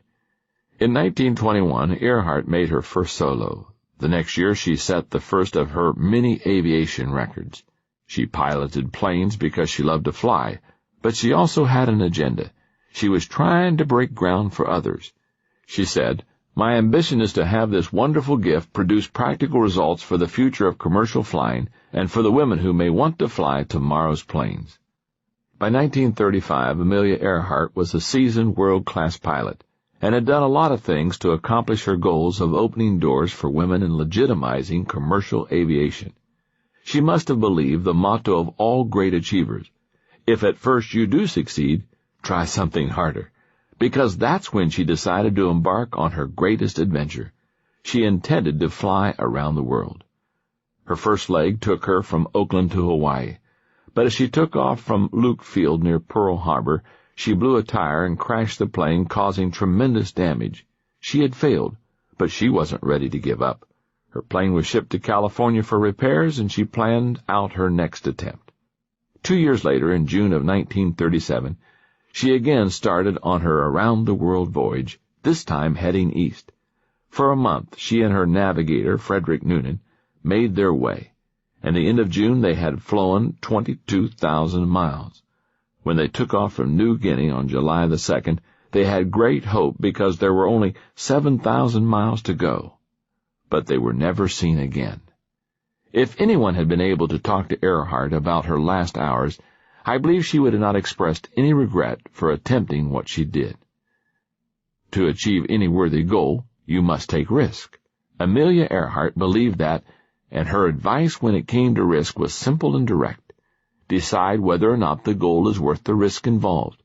If it is, stop worrying. The reality is that everything in life is risky. If you want to avoid all risk, then, well, don't ride in an automobile. They cause 20% of all fatal accidents. Don't travel by air, rail, or water. 16% of all accidents result from these activities. Don't walk in the street. 15% of all accidents occur there. And, well, I guess you shouldn't stay at home. 17% of all the accidents happen there. You see, in life there are really no safe places or risk-free activities. Helen Keller, author, speaker, and advocate for the disabled, asserted, "Security is mostly a superstition. It does not exist in nature, nor do the children of men as a whole experience it. Avoiding danger is no safer in the long run than outright exposure. Life is either a daring adventure or nothing." Everything in life brings risk. It's true that you risk failure if you try something bold because you might miss it. But you're also risking failure if you stand still and don't try anything new. As G.K. Chesterton said, "I do not believe in a fate that falls on men however they act, but I do believe in a fate that falls on them unless they act. The less you venture out, the greater your risk of failure. Ironically, the more you risk failure and actually fail, the greater your chances of success." If risk has such great potential rewards, then why aren't people embracing it as a friend? I believe they don't because they tend to fall into one or more of the following 6 traps. Number 1, the embarrassment trap. Deep down, nobody wants to look bad. And if you take a risk and fall flat on your face, you might embarrass yourself. But the only way to become better is to take steps forward, even shaky ones that cause you to fall down. Little progress is better than no progress at all. Success comes in taking many small steps. Number 2, the rationalization trap. People who get caught in the rationalization trap second-guess everything they do, and as they prepare to take action, they tell themselves it's really not that important. But the truth is, if you wait long enough, nothing is important. Sidney J. Harris says, "Regret for the things we did can be tempered by time. It is regret for the things we did not do that is inconsolable." Number 3, the unrealistic expectation trap. For some reason, many people think everything in life should be easy, and when they find out that achievement takes effort, they give up. But success takes hard work. There's a Latin proverb that says, "If there is no wind, row." As you prepare to take a risk, don't expect to get a favorable wind. Begin with a mindset that you have to row. Then, if you get some help, it will be a pleasant surprise. Number 4, the fairness trap. Psychologist M. Scott Peck begins his book, The Road Less Traveled, with the words, "Life's not fair. That's a fact." But many people never learn it. Instead of acknowledging it and moving on, they expend their energy trying to find fairness. They say to themselves, "I shouldn't have to be the one to do this." Number 5, the timing trap. Some people tend to think that there's a perfect time to do everything, and this isn't it. So they wait. But Jim Stovall advises, don't wait for all the lights to be green before you leave the house. If you wait for the perfect timing, you'll wait forever. Number 6, the inspiration trap. Someone once said, "You don't have to be great to start, but you have to start to be great." Many people want to wait for inspiration before they are willing to step out and take a risk. I find that especially true of people with an artistic bent. But as playwright Oscar Wilde says, when he was asked the difference between a professional writer and an amateur, the difference is that an amateur writes when he feels like it, a professional writes regardless. As you examine the way you live, consider whether you are taking enough risk, not senseless ones, but intelligent ones. Even if you don't fall into one of the 6 traps I just shared, you still may be playing it too safe. How can you tell? By looking at your mistakes. If you are succeeding in everything you do, then you're probably not pushing yourself hard enough. And that means you're not taking enough risks. Step number 11 in failing forward: if at first you do succeed, try something harder. Chapter 12. Make failure your best friend. The idea that you can make failure your best friend may seem very odd to you, but the truth of the matter is that failure is either your friend or your enemy, and you are the one who chooses which. If you play a dirge every time you fail, then failure will remain your enemy. But if you determine to learn from your failures, then you actually benefit from them, and that makes failure your friend. If you repeatedly use your failures as springboards to success, then failure can become your best friend. And here's what I mean. How would you feel about an incident in your life that cost you your nose, half your right arm, and all the fingers on your left hand? I'm guessing that you wouldn't look at it as positive. But that's what happened to Dr. Beck Weathers, and he sees that loss as the defining event in his life, the event that turned everything around for him. What event would cause a man to willingly embrace such a drastic disability? The answer can be found on Mount Everest. You see, Beck Weathers was one of the people on that peak during the now famous incident in 1996, when a blizzard suddenly came in and cost 12 people their lives. Weathers was 49 years old when he ascended Everest. At that point, he had been a mountain climber for 10 years, and it consumed him, so much that it took much time away from his family.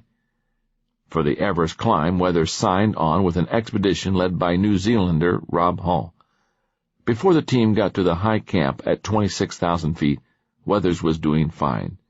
But as he ascended the peak on May 10th, Weathers realized that he was in trouble. As he went up the mountain, the altitude caused the lenses in his eyes to flatten out, and that made him blind. At the time, it seemed that the best decision would be for Weathers to wait where he was, then rejoin the crew as they came back down from the summit. While disappointing, it seemed to be the wisest choice. But it turned into a nightmare. A freak blizzard rapidly enveloped the mountain, dropping the temperature to about 50 degrees below zero and increasing winds to 70 miles per hour. Weathers got left behind on the mountain, and as hours passed, he lapsed into a hypothermic coma. Fellow climbers searched for Weathers for hours, and early in the morning on May 11th they actually found him. But he was covered with ice and barely breathing. They knew he would die, so they left him where he was and radioed to his wife that he was dead. No person has ever recovered out of a hypothermic coma and survived except Beck Weathers.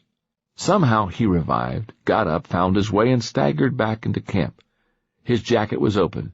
His face was black beyond recognition with frostbite, and his exposed right arm was marble white and frozen upright in front of him.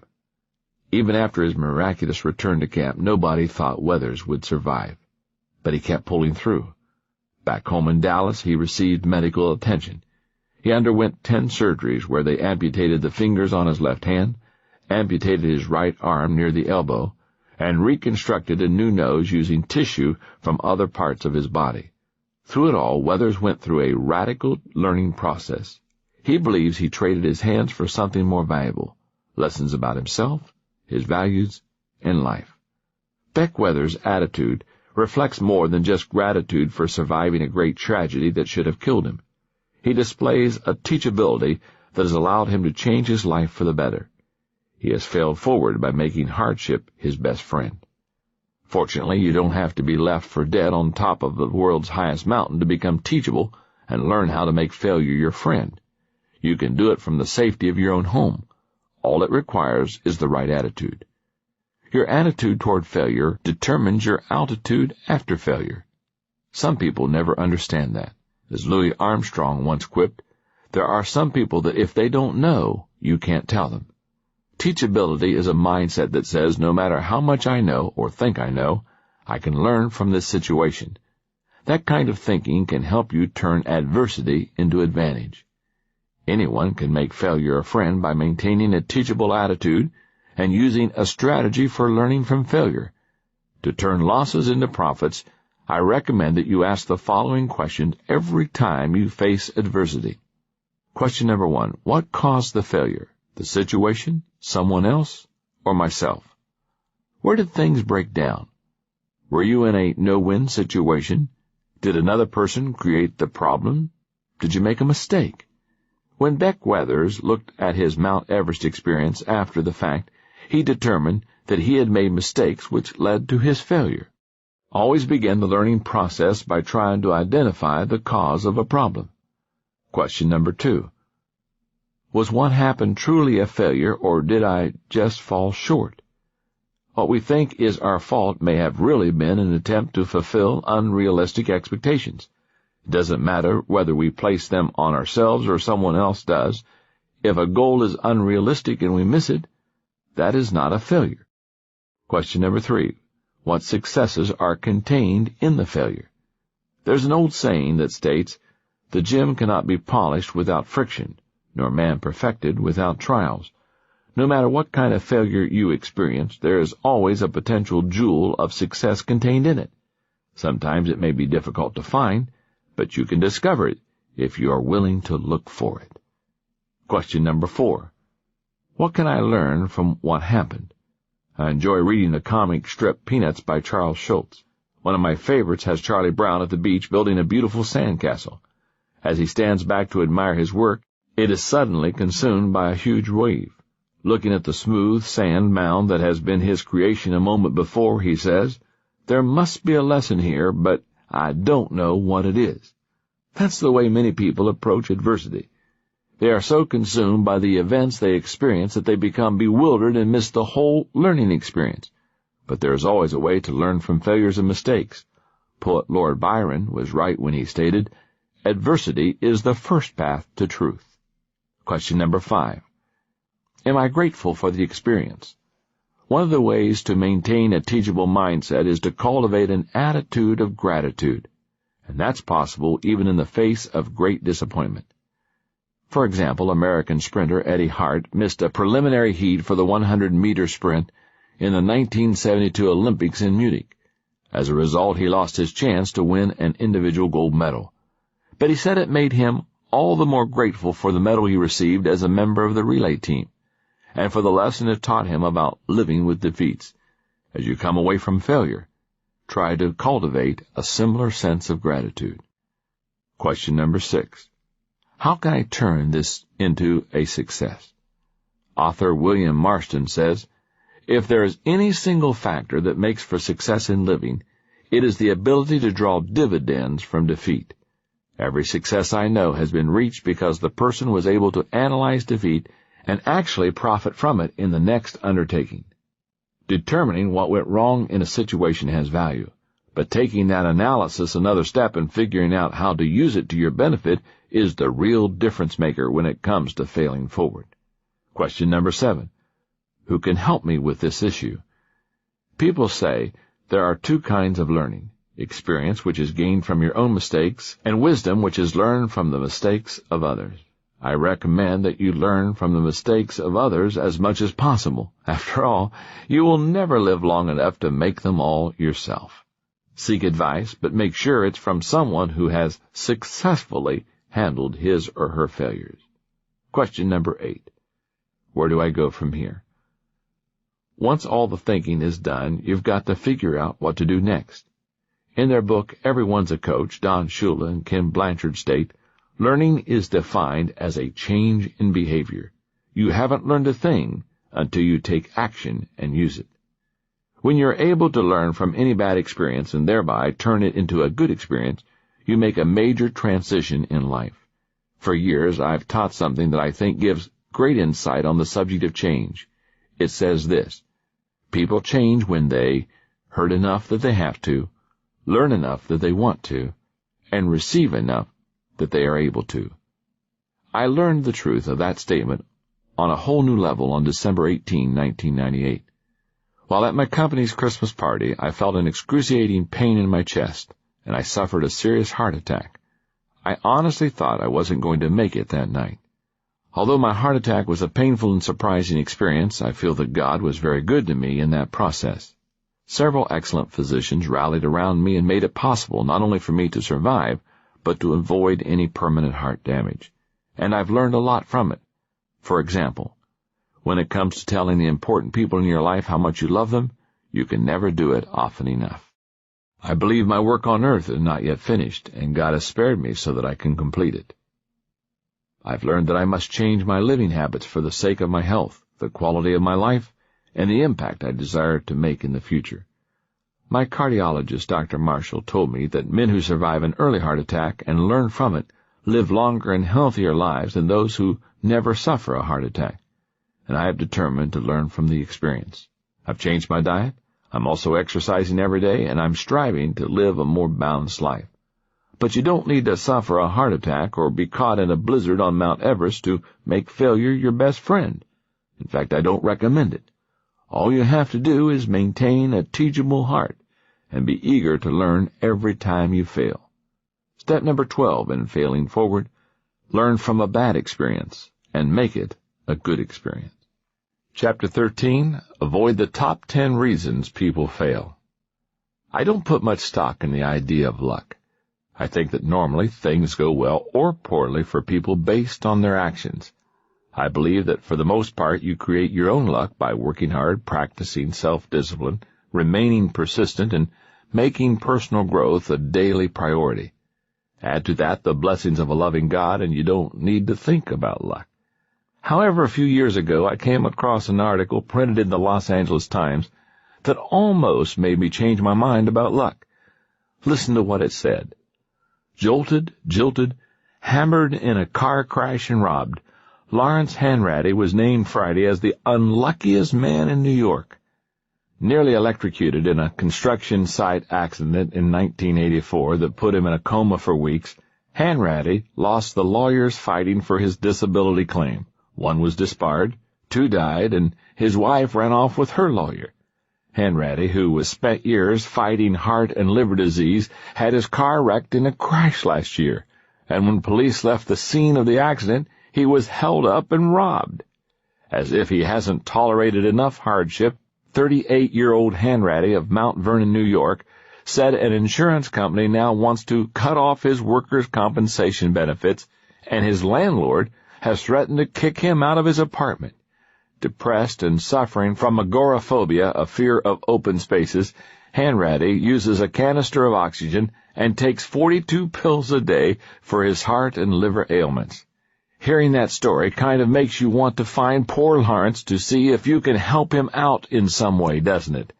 But I think the experiences of Lawrence Hanratty are not typical of most people who continually fail or experience continual ongoing adversity. Why?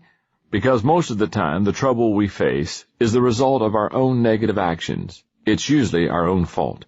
Many people possess blind spots when it comes to knowing about themselves. Sometimes those blind spots apply to strengths, but more often people fail to see their own weaknesses, and that causes trouble. If you don't know you have a problem, then you can't work to fix it.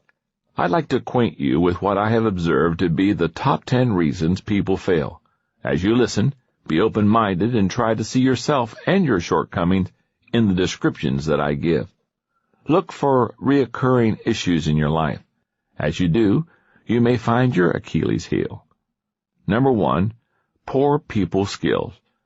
By far the greatest single obstacle to success that I see in others is a poor understanding of people.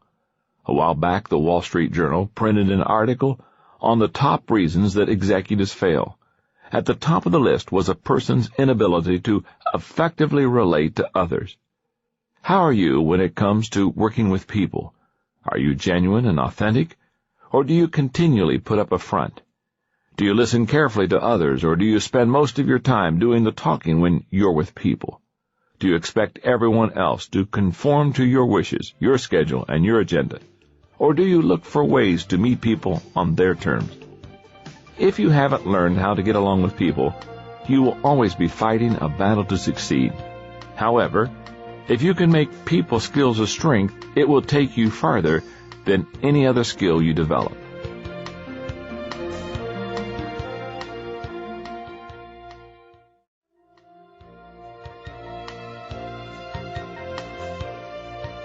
Number 2, a negative attitude.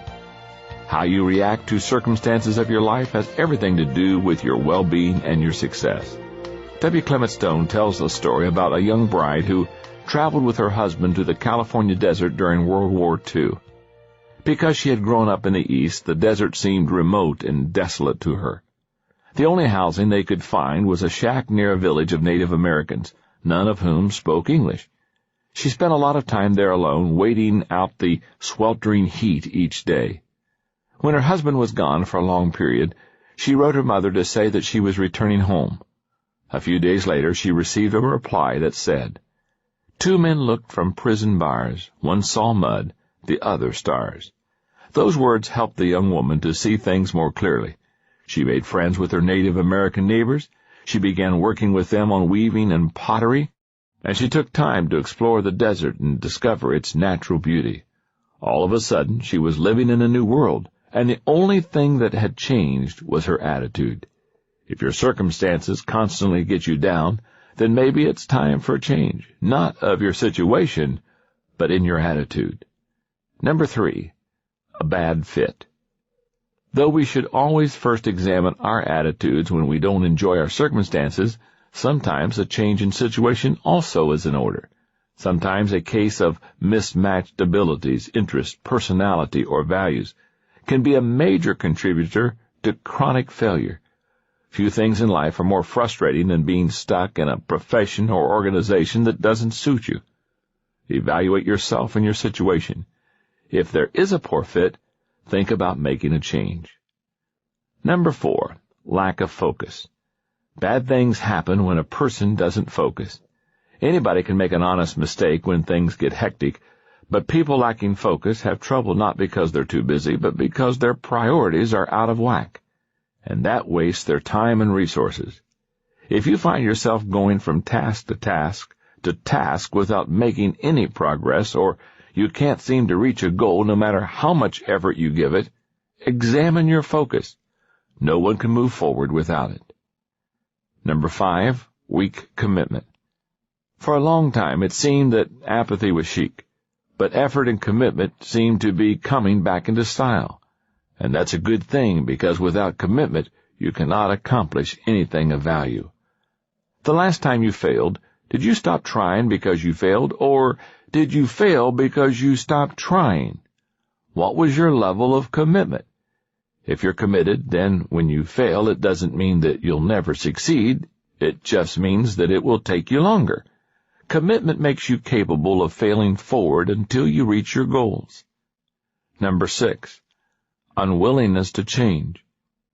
Perhaps the greatest enemy to achievement, personal growth, and success is inflexibility. Some people seem to be so in love with the past that they can't deal with the present. You don't have to love change in order to be successful, but you do need to be willing to accept it. Change is the great catalyst for personal growth. It gets you out of a rut, it gives you a fresh start, and it affords you an opportunity to reevaluate your direction. If you resist change, you're really resisting success. Learn flexibility, or learn to like living with your failures. Number 7, a shortcut mindset. One of the most common obstacles to success is the desire to cut corners and take the short road to success. But shortcuts never pay off in the long run. As Napoleon said, victory belongs to the most persevering. Most people tend to underestimate the time it takes to achieve something of value, but to be successful, you have to be willing to pay your dues. James Watt spent 20 years laboring to perfect his steam engine. William Harvey labored night and day for 8 years to prove how blood circulated in the human body, and it took another 25 years for the medical profession to acknowledge that he was right. Cutting corners is really a sign of impatience and poor self-discipline. If you are willing to follow through, you can achieve a breakthrough.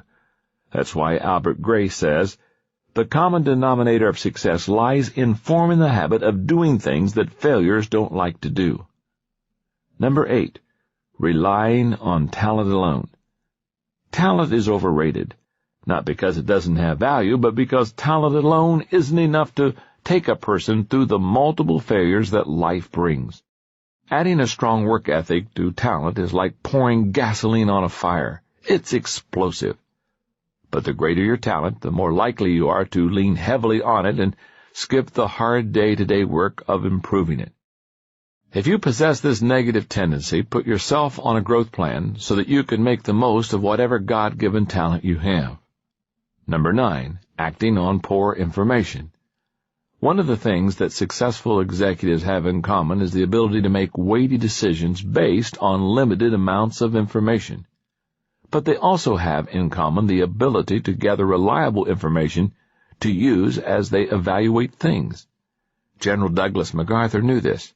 He asserted, expect only 5% of an intelligence report to be accurate.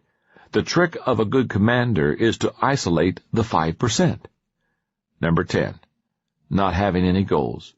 Don Marquis says, ours is a world where people don't know what they want and are willing to go through hell to get it. Many people don't have goals because they haven't allowed themselves to dream. As a result, they don't possess a desire. If that describes you, then you've got to look deep within yourself and try to determine why you're on this planet. Once you've discovered that, you'll know what to shoot for. If you can discover the weakness that weakens you, then you can start doing something about it. And that can change your life. I've seen that happen over and over again in people who desire success. Let me tell you about one of them. One of the people I rely on most at the Enjoy Group is my good friend Dan Ryland. He and I have worked together for 16 years. He is highly organized, and he goes after a goal with a vengeance. But when I first met him, let's just say that because he was purpose-driven, he was not the most relational guy in the world. When Dan started working with me, he was an intern. I remember one day at the office, soon after he started working at the church, I was standing in the lobby having a conversation with a group of people, and Dan came in from a parking lot with his carefully arranged briefcase. He walked right through the group of us and didn't say a word. I excused myself from the group, and I followed him. Dan set his briefcase down on his desk, and when he turned around, he was surprised to see that I was standing there. I asked him why he had walked by the group of us without saying a word. He replied that he had lots of work to do. Then I looked him straight in the eye and said, "You just passed your work." Over the next few years, Dan and I worked together on his relationships with people. Today, if you were to meet Dan, you would think that his ability to work with people is a natural strength because he is so good at it. And if I have a tricky assignment that requires someone with exceptional people skills to carry it out, do you know who my first choice is? Dan. And that has become possible because of his willingness to grow and change. He has taken a weakness and turned it into a strength. If you are dedicated to overcoming failure and achieving lasting success, then you need to be willing to do the same. Work on that weakness that weakens you, and there is no telling how far you will go. Step number 13 to failing forward, work on the weakness that weakens you. Chapter 14. The little difference between failure and success makes a big difference. Most unsuccessful people believe that a huge gaping chasm stands between them and success. They suspect deep down that they will never be able to cross that void and get to the other side in achieving their dreams. But I want to let you in on a little secret. There's not much difference between failure and success, and the little difference there is makes a big difference. What creates that difference? Let me share a story with you, and you will be able to guess what the difference maker is. I think everybody in the United States has heard of Macy's department store, thanks to their famous Thanksgiving Day parade and the movie Miracle on 34th Street. But fewer people know about the man who founded the store in 1858. His name was R.H. Macy. The son of a sea captain, Macy was born in Nantucket at a time when whaling was keen. In his early years, he worked several odd jobs, including a 4-year stint on a whaling ship and 6 months as a printer's apprentice. But his ambitions were higher. That's when he decided to try his hand at retail trade. With the money he saved from his time at sea, he opened a small thread and needle store in Boston. His hopes were high and his work ethic was strong, but the business failed within a year. For the next several years, Macy tried various endeavors, but all of them eventually ended in failure. For example, he opened 2 more retail stores in Boston, but failed to make a profit each time. He traveled to California in the gold rush, but failed to strike it rich. He sold supplies to the miners of the gold rush, but when the gold ran out, so did his business. Twice more he opened up dry goods stores in Boston, but twice he struggled to keep up with the competition, and eventually he declared bankruptcy. He worked as a stockbroker, but only achieved minimal success in the difficult economy. He tried real estate, but again had little success. Finally, following a real estate investment disaster, a friend convinced Macy to return to the retail trade. This time he decided to try his luck in Manhattan, and that was to make a tremendous difference. In 1858, R.H. Macy opened a fancy dry goods store. After only 12 months, he was grossing $80,000 a year. By the 1870s, the store averaged over $1 million in sales per year. In 1877, Macy died while on a buying trip in Europe. However, his business lived on, and it continued to bring innovation to retail trade. Today, the company continues to serve customers with 191 Macy's stores. Those stores exist because of one man who simply refused to give up. As you have no doubt guessed, the quality that took Macy through failure after failure after failure was his persistence. That is the little difference that makes a big difference when it comes to failing forward. It separates those who achieve success from those who only dream about it. Nothing worth achieving comes easily. The only way to fail forward and achieve your dreams is to cultivate tenacity and persistence. But to begin cultivating those qualities, you need a strategy. And that's what I want to share with you now, a 4-point plan for approaching achievement that will encourage stamina and resilience in the face of failures. Number 1, find a purpose. More than anything else, what keeps a person going in the midst of adversity is having a sense of purpose. It is the fuel that powers persistence. If you are a purpose-driven person naturally, then you probably already possess an innate sense of direction that helps you to overcome adversity. But if you're not, then you need some help. Use the following simple steps to help you develop a desire. Letter A, get next to people who possess great desire. B, develop discontent with the status quo. C, search for a goal that excites you. Letter D, put your most vital possessions into that goal. And finally, letter E, visualize yourself enjoying the rewards of that goal. Number 2, eliminate excuses. Agriculture scientist George Washington Carver noted, 99% of failures come from people who have the habit of making excuses. Having desire alone will not get you through your failures. You have to forget about making excuses and keep moving forward as R.H. Macy did. No matter how many opportunities you've missed or mistakes you've made, don't ever make excuses. Bite the bullet. Take complete responsibility for yourself and keep trying. Number 3, develop incentives.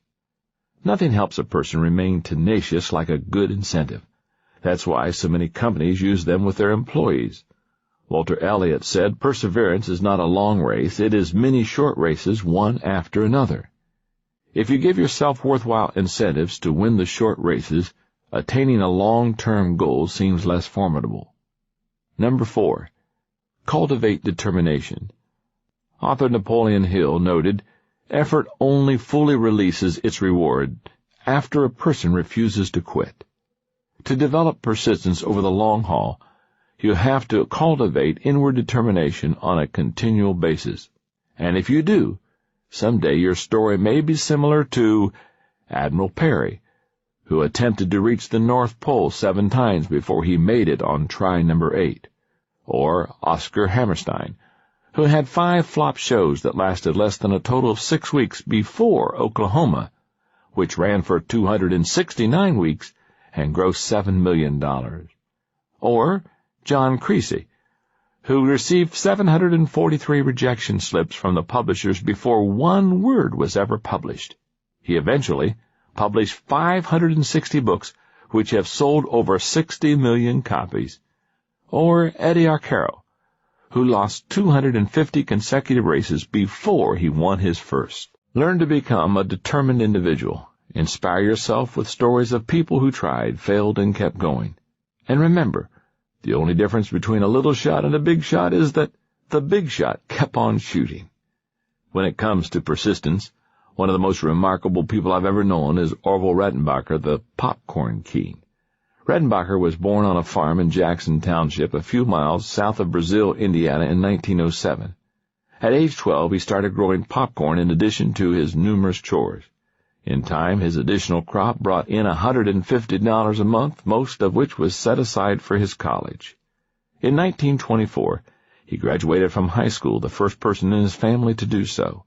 He received an appointment to West Point, but instead, he went to Purdue.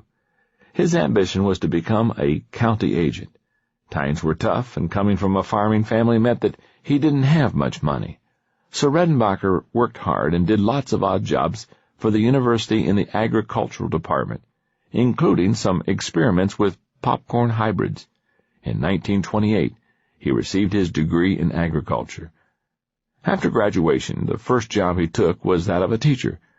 Then a year later, he changed professions and became a county agent, a job he held until 1940, all the while continuing his experiments with popcorn hybrids. For the next 10 years, Redenbacher managed 12,000 acres of farms for the Princeton Mining Company and continued his experiments. Then in 1950, he and a friend decided to go into business together, and they purchased a seed company. That freed up more time for Redenbacher to develop his hybrid, but it was a huge undertaking. To give you an idea of the magnitude of the task, listen to the words of his grandson, Gary Redenbacher. Grandpa was a tireless worker. Those who have ever tried to hybridize a rose or any other plant know that it's just a matter of dogged determination and time. I tell people to imagine that they are in a football stadium full of fans. Imagine that each fan is a stalk of corn. Your job is to go to each corn stalk in the stands and individually pollinate each one. But since the average football stadium only holds 50,000 people, you'll need to do 3 stadiums before you've pollinated as many corn stalks as Grandpa did each year. Through all the tens of thousands of hybrids, Grandpa never lost sight of his goal, to produce a better popcorn. Finally, in 1965, Redenbacher perfected his popcorn hybrid. He had a popcorn that outperformed every other variety in popping volume, poppability, and flavor. But it took him another 10 years to make his popcorn the best-selling brand in the world. It would have been easy for Redenbacher to quit his quest for the perfect popcorn many times. He wasn't successful, marketing it until he was 67 years old. But he had a dream and the determination to pursue it, and he wouldn't give up. When asked about his philosophy, he said, "I followed the classic homespun principles. Never say die. Never be satisfied. Be stubborn. Be persistent. Integrity is a must. Anything worth having is worth striving for with all your might. If you desire to succeed, realize that there is not much difference between success and failure. If you are willing to be doggedly persistent, you can be a success." Step number 14 in failing forward. Understand there's not much difference between failure and success. Chapter 15. It's what you do after you get back up that counts.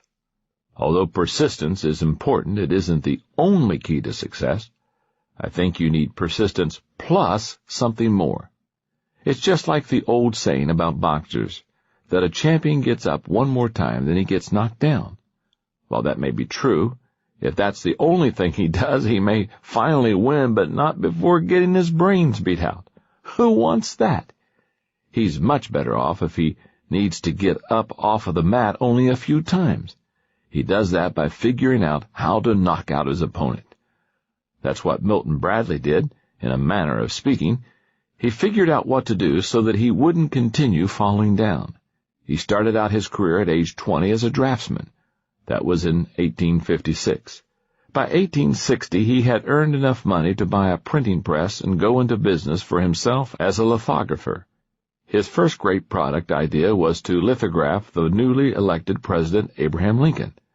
As soon as he offered the print for sale, the orders started flooding in. And he would have kept making money except for one problem. His print was of a clean-shaven Lincoln, but the new president had grown a beard. It nearly ruined Bradley. While he was trying to cope with his first major setback, he decided to try selling something different. A game. He had a concept for a game he called the checkered game of life, which taught moral values. He designed the game himself and printed up copies, and the game sold well. In fact, that first year he sold 40,000 copies. That first success gave him a new direction in life. He turned his attention to producing games and other materials that instructed people while entertaining them. Primarily, that meant games. But it wasn't long before he wanted to expand more intentionally into educational resources. A new concept to America had come across the Atlantic Ocean from Germany called kindergarten, and Bradley became very excited by it. Bradley saw the great educational potential of kindergarten for children and the potential market for materials to teach them. In time, Bradley became one of kindergarten's chief proponents. He produced numerous materials and even published the influential journal, Kindergarten Review. He made a difference in the lives of thousands upon thousands of children. Maybe you're someone who has developed the persistence and resilience to keep getting up when you get knocked down. But you're getting weary of dragging yourself back onto your feet again and again without making any progress. You may be physically and emotionally exhausted. If so, it's because you need to do more than just get back up. What you need is a plan that will help you determine what to do after you've gotten back up. Try using these 7 simple steps based on the acronym FORWARD. The letter F stands for Finalize Your Goal. In the last chapter, I wrote about the importance of having purpose in developing a desire. The next step is to settle on a definite goal you may want to reach. The boxer in the ring who gets back up has as his goal knocking out his opponent. Milton Bradley had his, to produce educational products for kindergarten students. You need to determine what your goal is. Recognize that the goal shapes the plan shapes the action. The action achieves the results bring success. The letter O stands for Order Your Plans. The saying is old, but it's true. By failing to prepare, you are preparing to fail. There is no guarantee that what you plan will be carried out in the way that you envision it. But if you neglect to plan, your chances of success are very slim. The letter R stands for Risk Failing by Taking Action. Planning alone won't bring success. The other half of the battle is taking action. Conrad Hilton said, "Success seems to be connected with action. Successful people keep moving." Moving forward on a plan and actually doing it always involves risk. And that's good, because nothing of value is achieved without risk. The letter W stands for Welcome Mistakes. By now you realize that mistakes are not to be avoided, but embraced. They are signals that you're moving into new territory, breaking new ground, making progress. As the old English proverb states, he who makes no mistakes never makes anything. The letter A stands for Advance Based on Your Character. Every time you face mistakes, an attempt to move forward in spite of them is a test of character. That's because there always comes a time when giving up is easier than standing up, when giving in looks more attractive than digging in. And in those moments, character may be the only thing you have to draw on to keep you going. After you've been knocked down, and you've had the will to get back up, the intelligence to plan your comeback, and the courage to take action, know that you will experience a defining moment, and it will define you, as an achiever or as someone who quit. The letter R stands for Reevaluate Your Progress Continually. The value of fighting through the difficult times and overcoming mistakes is that you have the opportunity to learn and adjust. Katie Payne, CEO of the Delahaye Group, says, "Business culture teaches us never to admit our mistakes, but to bury them instead, or to blame somebody else. And most personal and project reviews don't really do much to uncover mistakes. If we wait until we've finished a project to conduct a post-mortem, people will forget the mistake, or they'll build up a grudge against the coworker. Either way, we lose a learning opportunity." The letter D stands for Develop New Strategies to Succeed. Lester Thurlow said, "A competitive world has 2 possibilities for you. You can lose, or, if you want to win, you can change.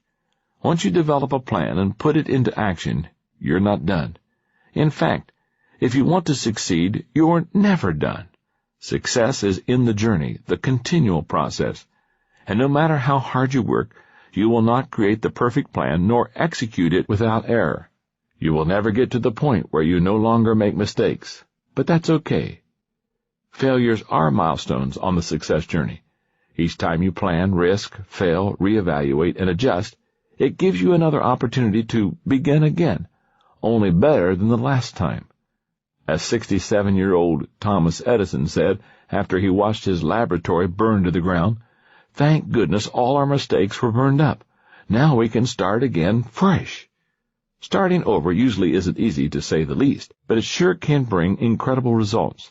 I was reminded of that on a trip I took to Asia in the fall of 1999. My favorite stop on that trip was in Singapore. It's incredible. It's the most modern country in the world. Our tour guide, Susanna Fu, told us that Singapore was part of the British Empire for more than a century. After World War II, as the British granted independence to more and more members of their former empire, the people of Singapore began to think about their own independence, but the British were skeptical. Singapore had no natural resources and no experience in government. In 1959, when Singapore was granted its independence, the country didn't do well. That's when they decided that their best hope was to attach themselves to Malaysia, which they did in 1963. But the Malaysians didn't get along well with the people of Singapore, and after 2 years, Malaysia severed ties with them. The country's leader, Prime Minister Lee Kuan Yew, felt that the country had been cast adrift, with few prospects and little hope. There was only one thing to do: work themselves out of the horrible situation that they were in. Yew wrestled with the problems until he had a plan. Number 1, bring in industry. His first objective was to bring in industries that would employ many low-skilled workers so that the people would have jobs. 2, create public housing. He wanted the people's quality of living to improve and to inspire them. They would move into better housing, but they would pay for it themselves. Number 3, send people to school. The only way for the country to improve was for the people to improve themselves. He would make education affordable for everyone. Number 4, set up a banking system. The goal was nothing short of making Singapore the financial center of Asia. Number 5, encourage international travel. Singapore would become a business and tourist destination with a world-class airport. Prime Minister Yew's goal was lofty and his plan was ambitious, but the people of Singapore persevered. First, they received hundreds of millions of dollars in loans from the World Bank and the countries of England and Japan. Next, they started bringing in experts from around the world to help them, carefully selecting representatives from countries who led their fields. From Japan and Germany, technical advisors to set up factories. From Sweden and Holland, experts on banking and financing. From Israel, Army advisors. From New Zealand and Australia, Air Force and Naval advisors. Then they brought in 1,200 companies from the United States and Japan, including General Electric, IBM, Hewlett-Packard, Philips, Sony, Mitsubishi, Caterpillar, Texas Instruments, Mobil Oil, and others. As our guide Susanna Fu told us the story, she fought back the tears. She had been one of the struggling, uneducated people that the country had helped to make a better life. As a teenager in the 1960s, she had dropped out of high school. But as the country got on track, so did she. She went back to night school and improved herself. Today, now in her 50s, she understands the incredible distance she and her country have traveled. She has seen Singapore City go from a land of swamp and scrub to a great international city. And she has seen the people go from ignorant and helpless to a rugged, disciplined group of achievers. I'm not sure when I will get back to Singapore, but as I left, I realized that I would not forget Susanna Fu or her beautiful city. In all the countries and cities I've ever been, no place better exemplified what it means to fail forward. Step number 15 in failing forward: get up, get over it, and get going. Chapter 16. Now you're ready to fail forward. Well, now you know what it takes to fail forward. I believe wholeheartedly in what I've shared with you. Let's review all 15 steps to failing forward. Number 1, realize there's one major difference between average people and achieving people. Number 2, learn a new definition of failure. Number 3, remove the you from failure. Number 4, take action and reduce your fear. Number 5, change your response to failure by accepting responsibility. Number 6, don't let failure from outside get inside of you. Number 7, say goodbye to yesterday. Number 8, change yourself and your world changes. Number 9, get over yourself and start giving yourself. Number 10, find the benefit in every bad experience. Number 11, if at first you do succeed, try something harder. Number 12, learn from a bad experience and make it a good experience. Number 13, work on the weakness that weakens you. Number 14, understand there's not much difference between failure and success. And number 15, get up, get over it, and get going. Those are the steps. But I have to say that they may not really hit home with you until you see them in the life of somebody you consider to be a lot like you. Let me tell you about a friend of mine named Dave Anderson. Dave is an entrepreneur that I met at a leadership conference that I recently taught in Kenosha, Wisconsin. When you hear a little bit about him, you may think that everything he touches turns to gold. Dave's net value, $30 million. Education, master's degree from Harvard University. His current position, the chairman of Famous Daves of America, a company with 3,000-plus employees and annual sales of $41.6 million. Some career highlights? He founded Famous Daves of America and took the company public. He co-founded the Rainforest Cafe and took it public. He was named Emerging Entrepreneur of the Year by Ernst & Young. He was the director and executive vice president of an organization judged the fastest-growing company in America by Fortune magazine. He has helped create over 18,000 jobs so far in his career through his vision, leadership, and ability to see opportunity. That's an impressive profile, but to really understand and appreciate Dave's achievements, you need to know more about his failures. You see, Dave has lived out every one of the steps to failing forward, and I want to finish this tape with his story. And along the way, I'll tell you how the steps to failing forward fit into his life. David's first experience with a major failure came in college. During the break after his first term, a friend from home recruited him to begin selling oil conditioner for automotive engines. Dave caught the vision, and with his father's $2,500 investment, he went right to work. But despite his tireless efforts, he couldn't sell a thing. Yet contained within that first big failure were seeds of his future success. Remember step number 15? Get up, get over it, and get going. First, Dave believed that he could be successful. Now, that's step number 6, don't let failure from outside get inside of you. Second, when his dad bought his product for him, Dave received a 5-day leadership course that he says changed his life. Remember step number 10? Find the benefit in every bad experience. Every night for months, Dave went to sleep listening to those tapes. Step number 8. Change yourself and your world changes. The dream within him wasn't dead, and he wasn't going to let failure get him down. Step number 1. Realize there is one major difference between average people and achieving people. It was in 1972 that Dave got the idea for another business. Though the oil additive opportunity didn't work for him, it encouraged him to start thinking like an entrepreneur. Step number 2, learn a new definition of failure. His idea was to create and sell miniature dish gardens. He scraped together a few dollars and bought the materials to make up a few samples. Then he went out and talked to retailers, trying to get them to buy them. For the next 7 years, he operated out of his basement and worked like a madman. He put in long hours, 7 days a week. When his retail florist customers experienced their heavy crunch times, such as around Mother's Day and Valentine's Day, he would go into their shop, sweep up, clean out coolers, and do other chores for them to help them out. By age 21, he had accounts with every major retail florist in the city of Chicago. But there were more hard times to come. If you're from the Midwest, you probably remember the winter of 1979. It was one of the worst on record. The snowstorm that hit Chicago was horrible, and the drifts were so high that many side streets were closed for months. A lot of businesses went under that year, including Dave's. Florists didn't buy much in the middle of the blizzard. Many of Dave's customers not only weren't buying from him, but weren't paying him for the money they owed for orders that they had already received, and he had to file for bankruptcy. After Dave lost his business, he knew he needed to find work to support himself. Remember step number 5? Change your response to failure by accepting responsibility. He landed a job working for the American Can Company, selling Dixie cups, Marathon paper towels, and tissue to restaurants. To get his foot in the door, he took their worst territory.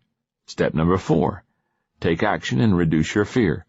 He put to work the same principles and tenacity that he had in the wholesale floral industry. Step number 14. Understand there's not much difference between failure and success. He made a lot of mistakes, experienced much rejection, and lost many sales. But he worked like crazy and kept learning. Step number 13. Work on the weakness that weakens you. In 6 months, he took a territory that had been in last place and made it number 1 in the company. He regained momentum. Step number 7. Say goodbye to yesterday. He also discovered that his past failure didn't brand him for life. Step number 3. Remove the you from failure. Dave Anderson is a Native American. In 1982, Dave's tribe came calling.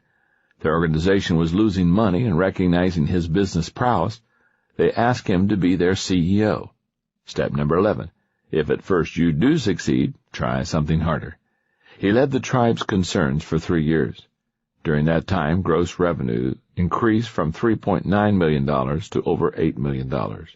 He also was honored by various state and local government and business organizations, and asked to sit on numerous councils for areas such as tourism and minority business development. In time, Dave was helping so many people that he was granted a Bush Leadership Fellowship for a lifetime of outstanding achievement by the Bush Foundation in St. Paul, Minnesota. Although Dave had achieved success in a variety of businesses over a relatively short period of time, he had not yet done anything related to his true passion, food. In 1994, Dave helped co-found a highly successful restaurant company called the Rainforest Cafe, and it made him wealthy. Step number 11. If at first you do succeed, try something harder. He used some of the money he made to purchase a small resort in Hayward, Wisconsin. There Dave built the kind of restaurant he'd always dreamed of having, one that made great barbecue. It was called Famous Dave's. Soon he opened a second Famous Dave's, then other restaurants. At this point, if you didn't know better, you'd think Dave was set. But Dave was on the verge of facing the lowest point of his life and his greatest obstacle, himself. In 1995, a group of friends and family came to him in what's commonly called an intervention. In other words, they confronted him about his drinking. When the people who loved him called him on the carpet, he was secretly pleased because he knew he needed to change. So he went into treatment for alcoholism. He's been sober ever since. Dave knew he needed to change, and in the years since he turned his life around, he has seen lots of change in himself. Now continual learning and growth are the hallmarks of his life. Step number 12. Learn from a bad experience and make it a good experience. As I shared this with you, Dave owns 24 restaurants in 5 states, and the business is still growing. But as incredible as Dave's achievement has been, what's even more remarkable is his realization that his success does not exist for himself alone, but so that he can help others. Step number 9. Get over yourself and start giving yourself. He's doing that through an endowment fund for disadvantaged minority children, which he founded. Dave Anderson has made more mistakes, suffered more adversity, overcome more problems, and experienced more failures than most people you will ever meet. But he's also achieved more, too. And as my friend Zig Ziglar says, Dave Anderson is just getting started. The next time you look at successful people and find yourself envying what they have achieved, recognize that they have probably gone through a lot of negative experiences that you cannot see on the surface. There's an old joke that says, never ask what's in a hot dog while you're eating one. The idea is that if you did know what's in it, you'd never want to eat one again. A lot of failure goes into success. If you really want to achieve your dreams, I mean really achieve them, not just daydream or talk about them, you've got to get out there and fail. Fail early, fail often, but always fail forward. Turn your mistakes into stepping stones for success. And now that you know how to fail forward, you won't have to give up either. I wish you well. Keep dreaming. And my friend, keep failing forward.